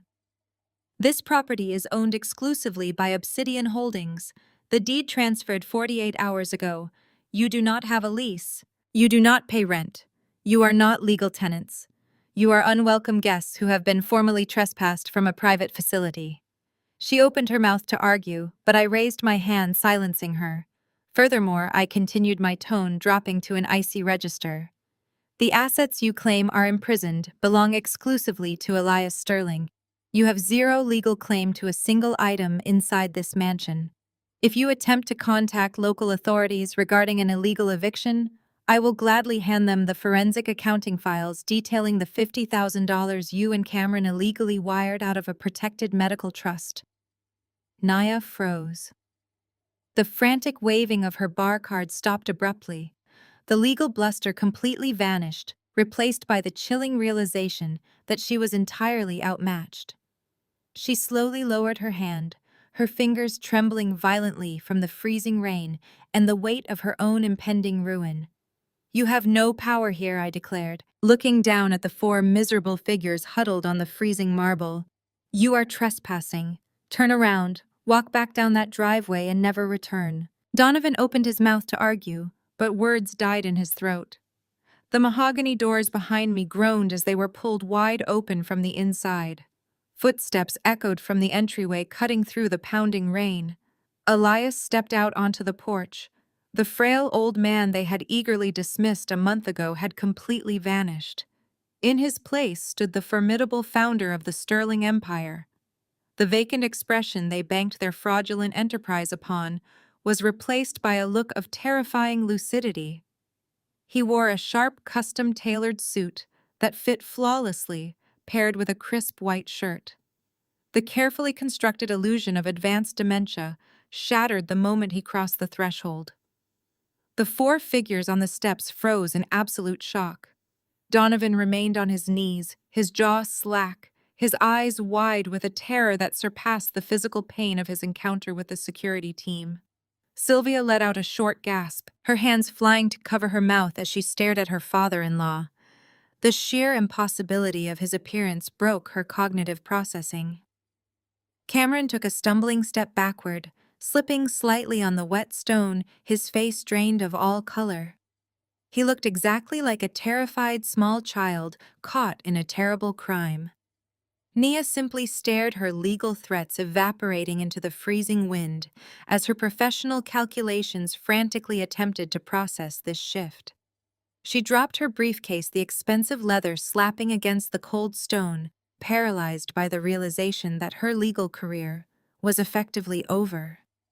Elias stood at the edge of the top step, looking down at the gathering with absolute disgust. His piercing blue eyes locked onto Donovan, stripping away decades of familial tolerance. The silence on the porch stretched out heavy and suffocating, drowning out the ambient noise of the storm. They built their entire scheme on the absolute certainty of his mental decay. They forged documents, manipulated accounts, and plotted a hostile takeover, assuming he was trapped in a fog of senility, incapable of defending his own legacy. Now standing before them in his bespoke suit and radiating absolute authority, Elias revealed the devastating truth. He had been fully aware the entire time. He had watched them plot. He had listened to their condescending whispers. He allowed them to dig their own graves, feeding them enough rope to hang themselves completely.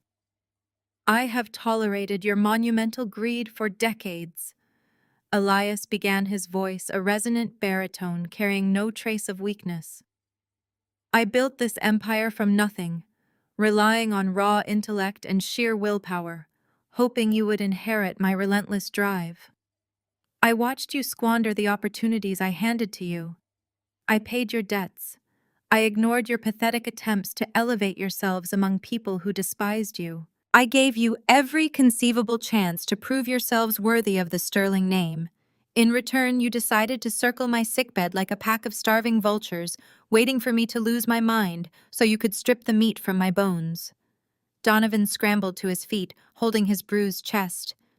"Dad," he stammered, his voice trembling. "Dad, please, this is a massive misunderstanding. We were trying to protect you. We thought Sydney was isolating you. We just wanted to bring you home and get you the proper medical care. Do not insult my intelligence by attempting to lie to my face." Elias snapped the command, echoing off the columns. "I have seen the forged medical directives. I have read the illegal eviction notices you attempted to draft. I reviewed the bank transfers where you tried to siphon capital from offshore holding accounts. I know exactly what you intended to do to me.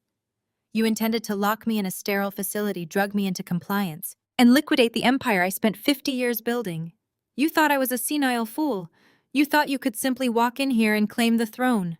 Sylvia began to cry, actual tears mixing with the freezing rain on her face.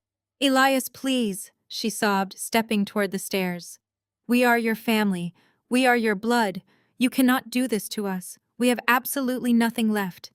You ceased being my family the moment you plotted to steal my autonomy, Elias replied coldly, not yielding an inch.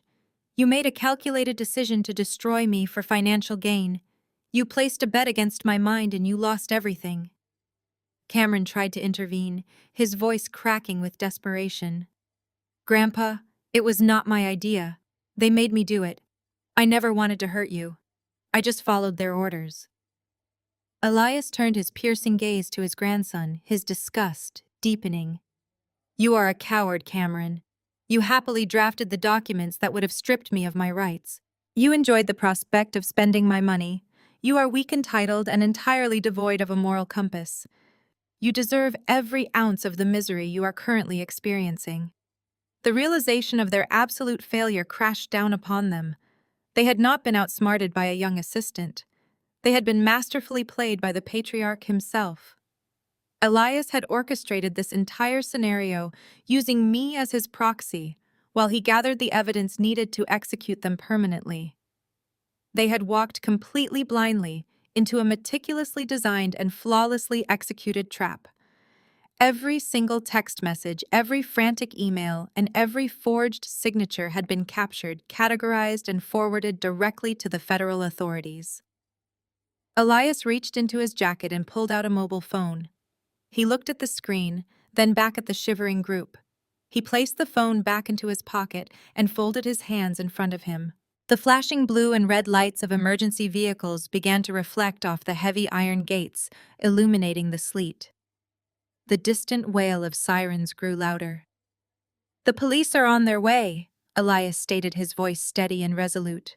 But they aren't coming for Sydney.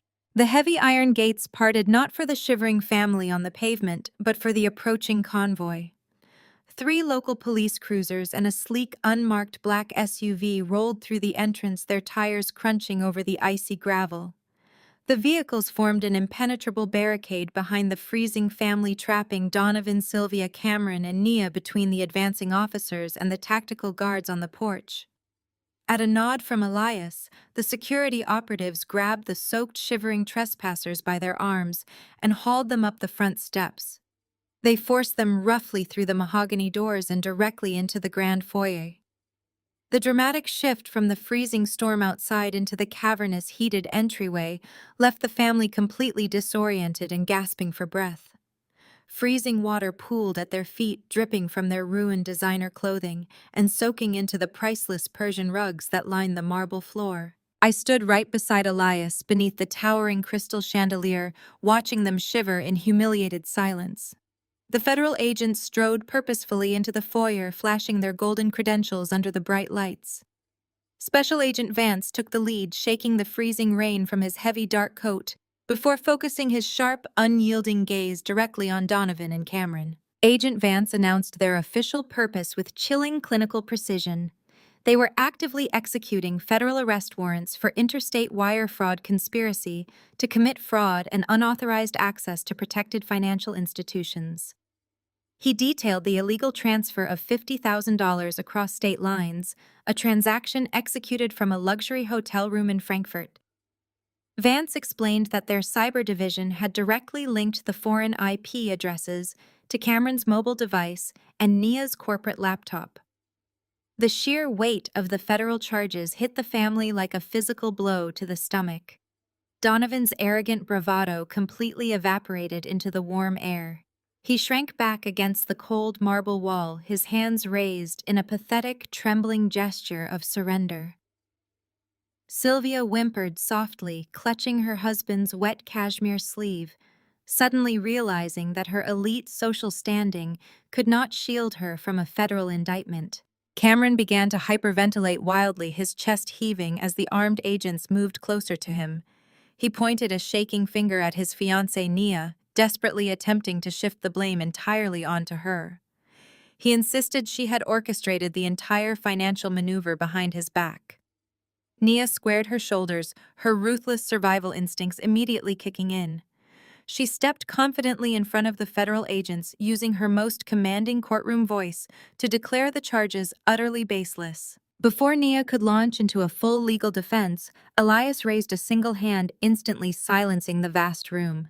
He reached into his tailored suit jacket and produced a thick, heavily embossed legal document. The sharp crinkle of the heavy parchment echoed loudly in the quiet foyer. Elias announced that he had spent the last month quietly updating his estate planning, working in absolute secret with his primary legal counsel to ensure his legacy remained protected from greedy parasites. He read the binding declaration aloud, letting his baritone voice command the space. The text was brutal, comprehensive, and completely unequivocal. Donovan and Cameron were completely and permanently disinherited from the family fortune. Elias methodically stripped their names from all existing trusts, severed their access to corporate dividends, and revoked their status as beneficiaries to the Sterling estate. He declared that upon his death, the entirety of his massive assets would be liquidated and distributed to charitable foundations with a significant operational trust placed under my direct control. Donovan let out a choked, agonizing sob, falling heavily to his knees on the wet marble floor. The powerful dynasty he had willingly killed for was officially reduced to ash. Cameron stared blankly at the floor, weeping openly, finally grasping the terrifying reality that he would never touch a single cent of the billionaire fortune. Nia desperately attempted to salvage the rapidly deteriorating situation. She turned her attention back to Special Agent Vance, her voice dripping with practiced condescension. She argued that the $50,000 transfer was merely an oral gift, a simple verbal agreement established between a loving grandfather and his grandson long before any supposed mental decline had occurred. She insisted to the officers that it was strictly a private family matter, a simple misunderstanding over an expected advance on Cameron's future inheritance, and certainly not a federal crime requiring law enforcement intervention. She smiled sweetly at the agents, foolishly confident that her prestigious status as a licensed corporate attorney would shield her from further scrutiny.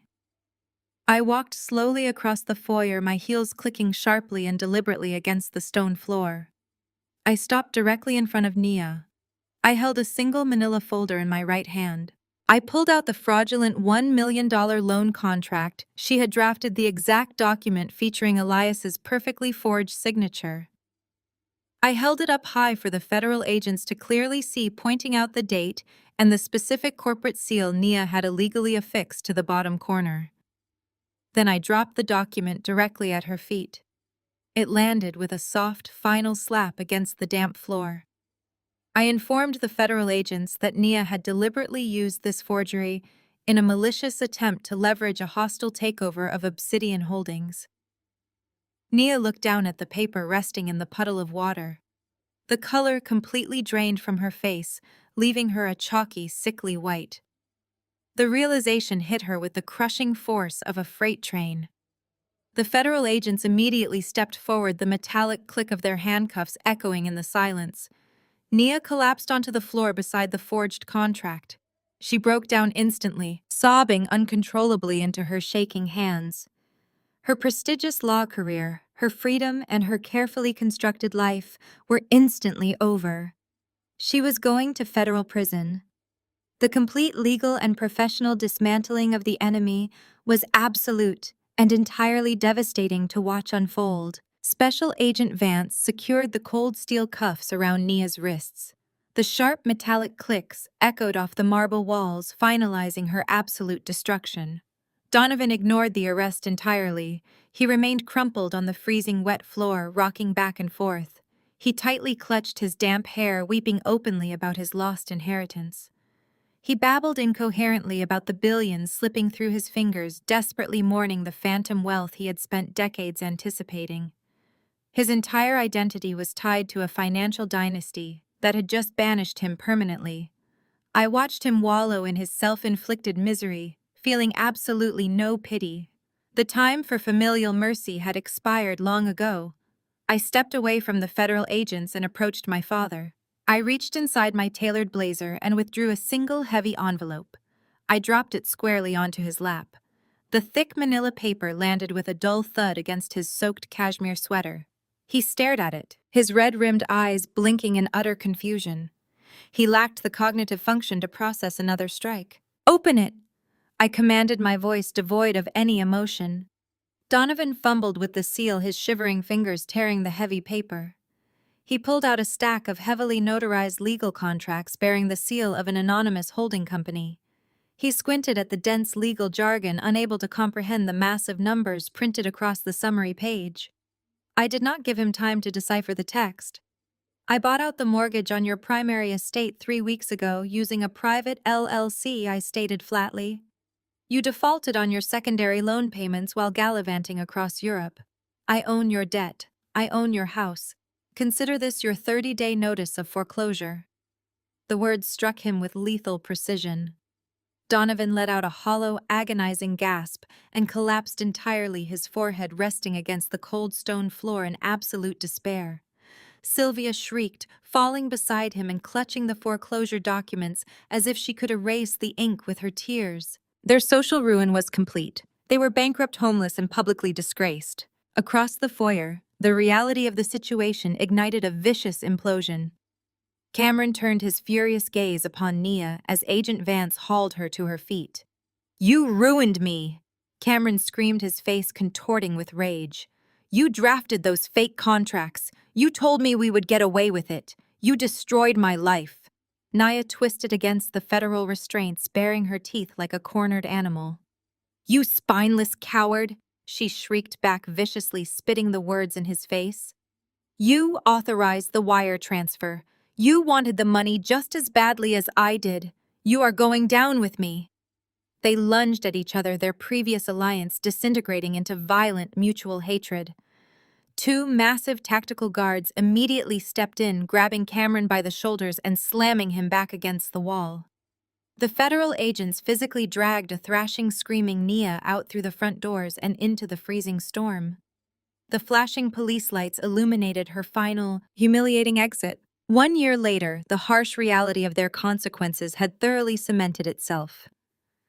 The glorious mainline estate was sold at a public auction, completely liquidating the last physical remnant of Donovan and Sylvia's fabricated prestige.